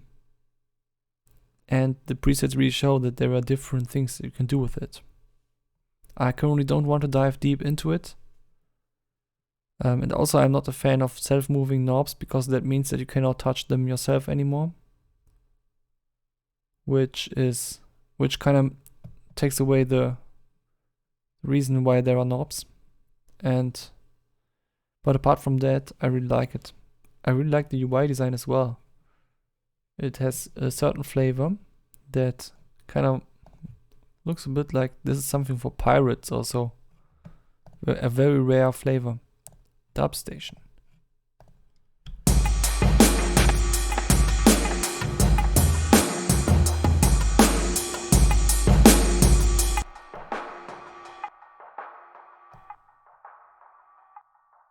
What? Ah.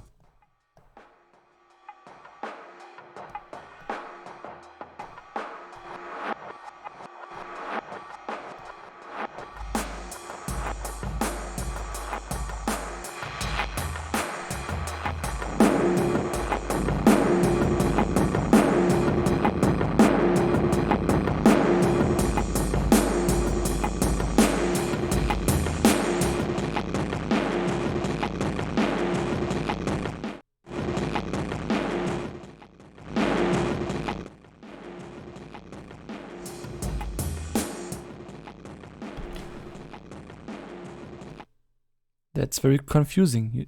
When I turn down the input drive, I only expect the delay to have less drive, but not that the output dry suddenly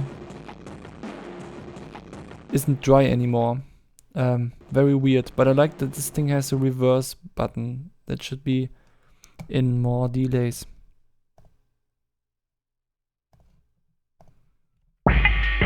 No, I will not try that again.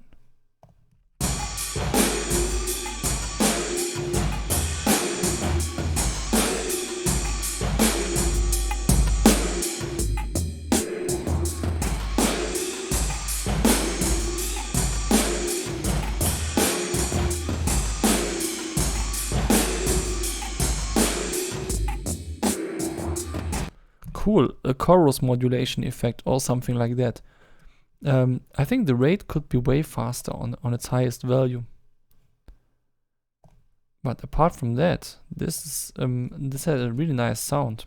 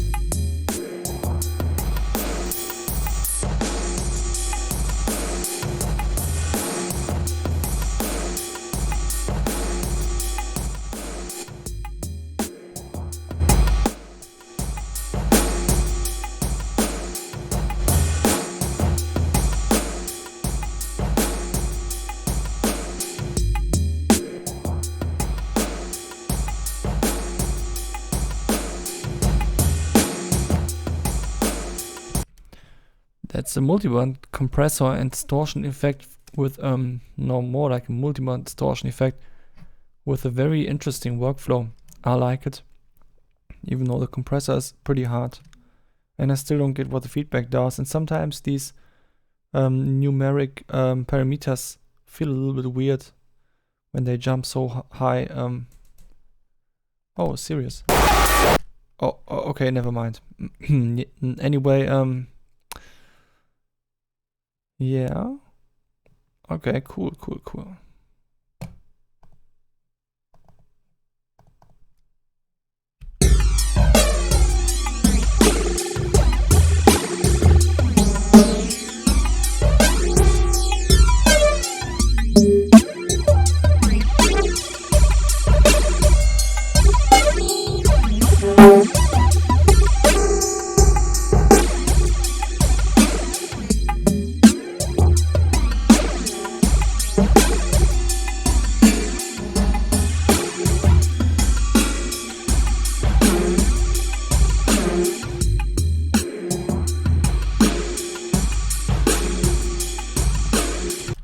That's a really cool sounding phaser. I wish I would have it in Bitwig as well. Just like Fluid. It seems that all of these plugins that have this particular UI design are meant for less distortion and more, for me, more interesting applications, because sometimes distortion is very boring to me. It's always just, but phasers can really shape a sound, which is cool. Oh, finally an envelope follower that I understand. Nice.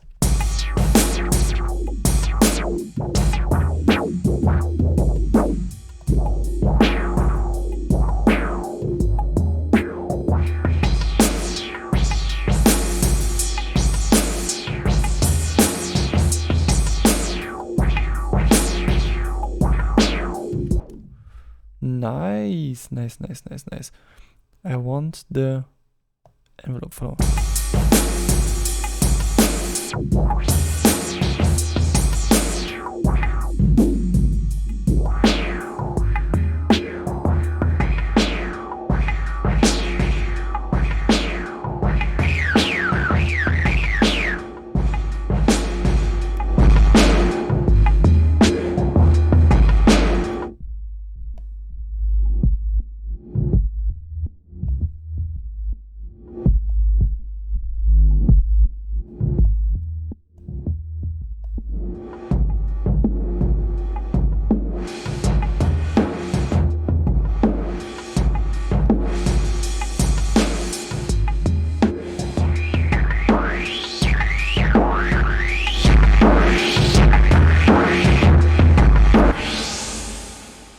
Very nice.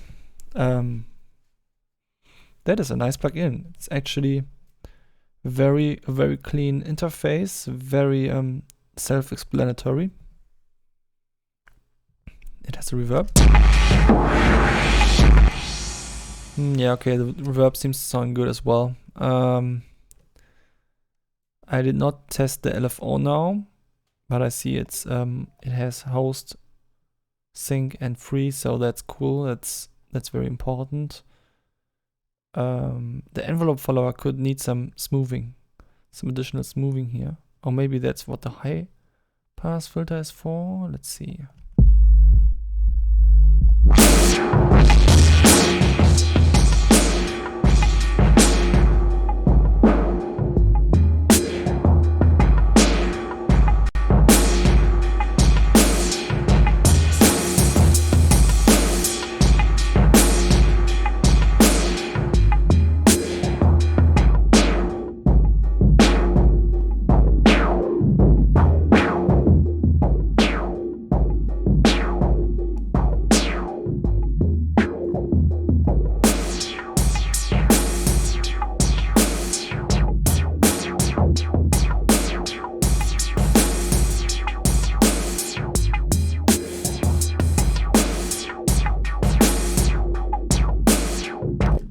Yep, that's what the high pass filter is for. Great, so this is definitely a feature that the developers from Bitwig forgot to add to their envelope follower, so it's cool that this developer thought about it for this plugin. Really cool. Phase 2.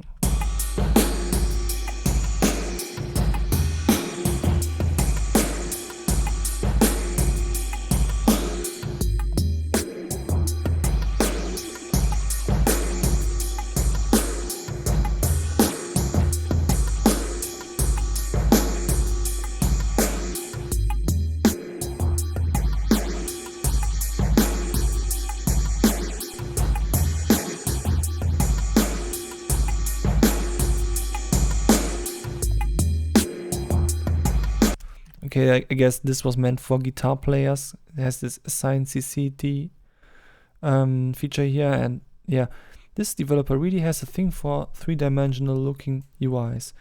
But still, I don't like knobs that you have to use like this. That just feels wrong in a plugin. At least these knobs work the right way.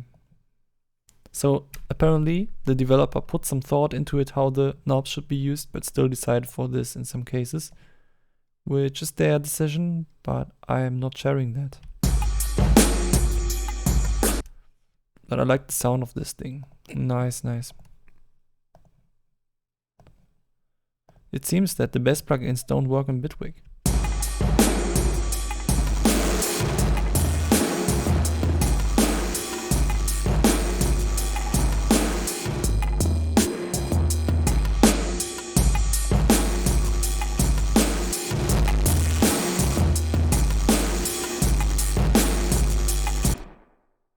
That's a very distorting reverb, but okay.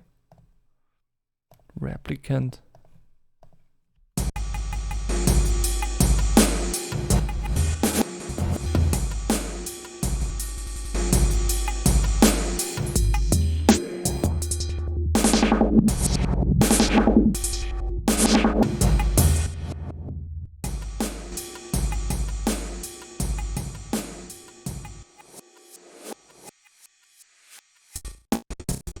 Eh?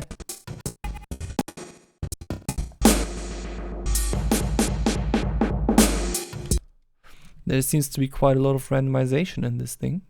Yeah.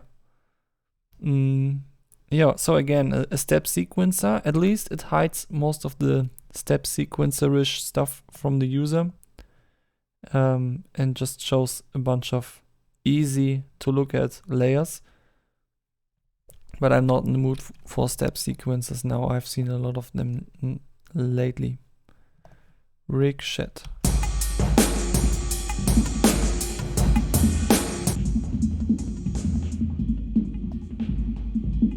Oh, this is a step sequencer as well, I think.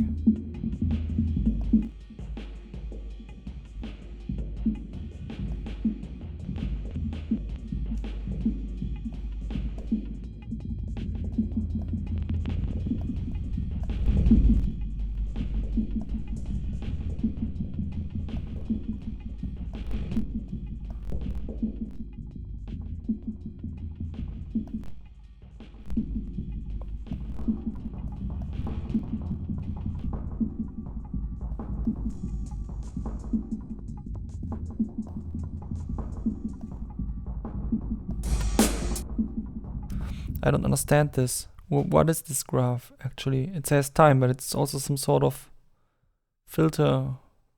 Oh, I don't get it. And there are even more windows to it. No, not in the mood for that now. It does have an interesting sound and the interface looks kind of tacky, like in an old sci-fi movie, which is cool. I like the aesthetic, but not now.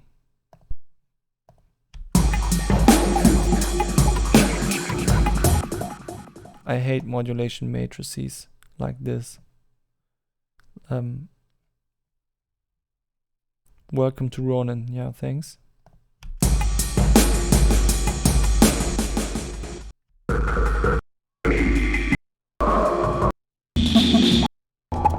Why is this not tempo sync? It could be.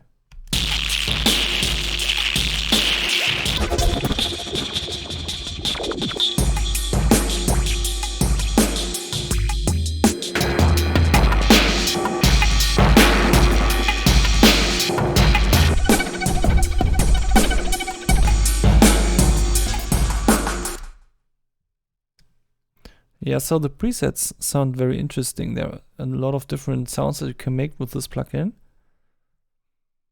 I just feel like it's one of these plugins again that are a little bit very extensive again, because it has like multiple delays and filters and master, and I cannot really tell on the first glance what this is about. Is this about delaying or about filtering or about distorting?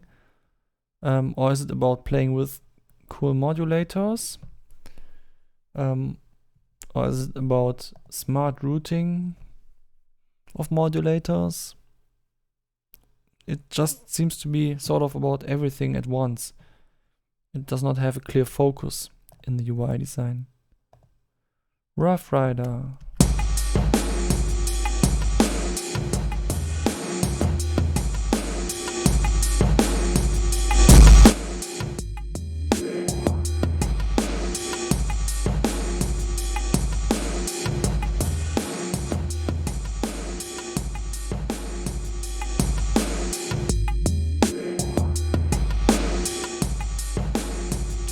Okay, why does this not have an input gain? Because I don't want to drive it so hard, but I still want to keep a high ratio.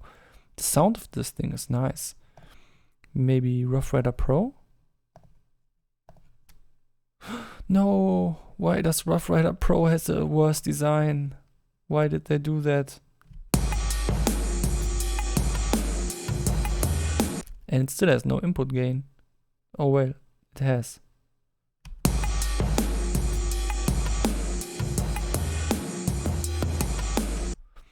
Can I solo individual bands somehow so that I only hear them? Well, that's close to soloing.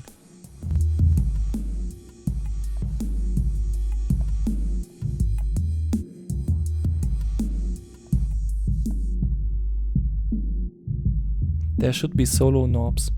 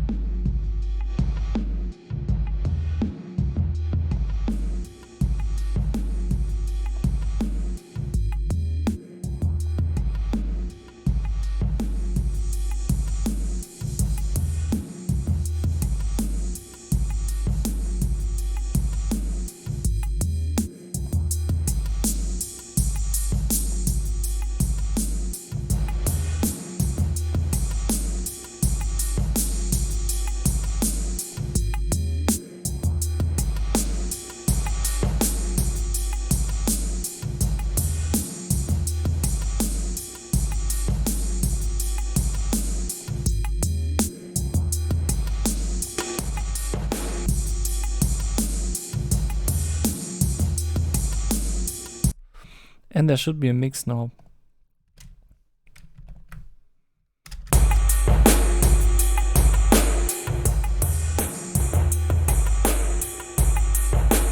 Okay, I understand why there is no mix knob.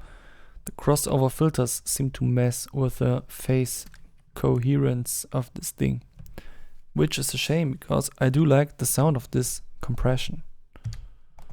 Okay, so Vapor.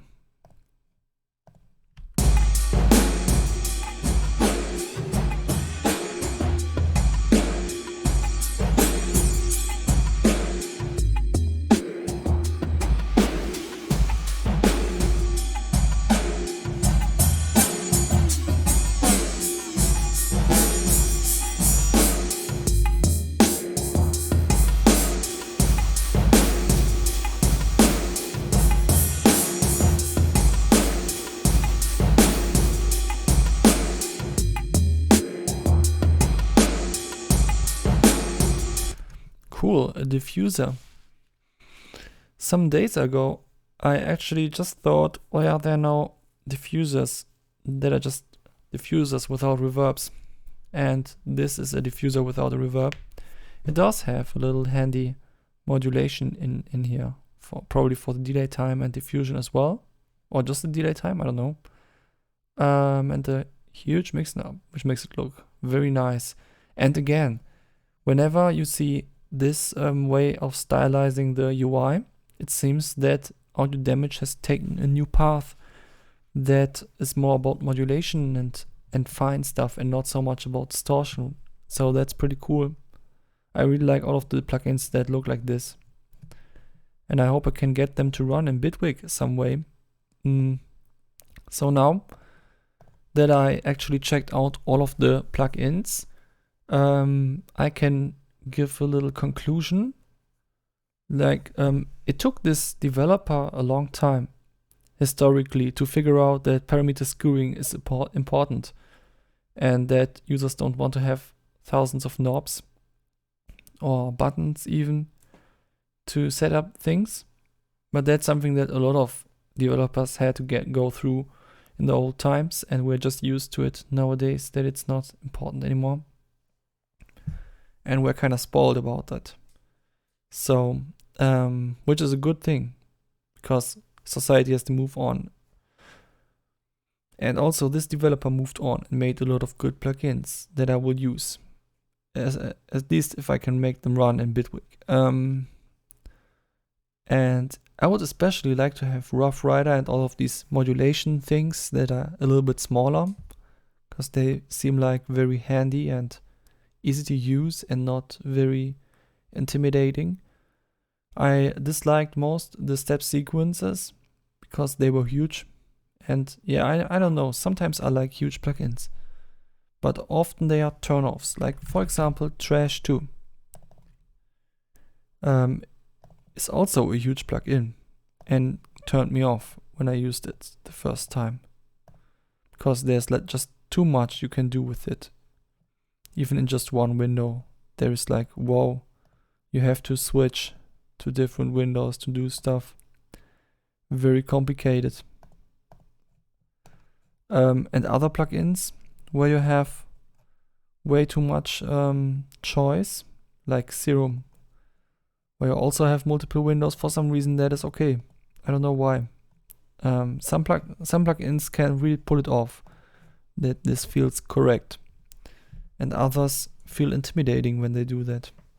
I do think that whenever you as a plugin developer have to decide that you want to make a new window for certain functionality, a new tab, then you should rethink that design and think, whoa, maybe I'm overloading the plugin currently. Can I solve this another way? And if I can't solve it another way, how can I at least make this feel as the least stressing to use? And I know that can be hard, because you often don't see what's wrong with your own design, at least until someone tells you. I want to give you an example with my own plugin, Nell. A long time, it did not have these outlines for the different modulators, and then people were, imagine they are not here, and people were dragging the mods mix, and and they were very confused because they did not know what this parameter does. So they might have kept it on some place. Then they tried to change the modulation of something, and they did not hear the difference. And the reason was because that modulator was not selected by mods mix, since this mixes the mods. And someone told me that they did not understand my plugin, that they were turning knobs, and that it just was pointless. And I realized that it's not self-explanatory that this thing mixes the mods. So I made these outlines that change color the more you go towards a specific side, to make it clear what this knob is doing, and also to make it clear when the modulators are actually active. It's kind of it makes a lot of sense now that I realized it, but when I made it the first time, I did not even consider this to be a problem. And that's often the case when you're a VST developer. Of course, I don't have to give such tips to a developer who's already made so many plugins and they are already far enough to know this themselves already. But that's just the progression that I see in this developer's history when I'm checking out all these plugins. And you can really see how the developer developed themselves in this way, that they got more conscious about these kind of things, which is really cool to see. So all in all, I cannot quite understand why people want to have all these legacy plugins, because most of them seem like they sound very distorted, like not always the cool type of distortion, but sometimes just and very hard to use as well. So why don't they just get some newer plugins with a little bit more finesse in the distortion? I don't know. But a lot of these plugins are also really cool and useful, and mostly sound design stuff that I would have to dive way deeper in if I wanted to present it correctly. I just wanted to get a quick overview about everything, and I hope that it's also useful for someone else who is interested in peculiar little plugins. And yeah, I think that's enough for this video.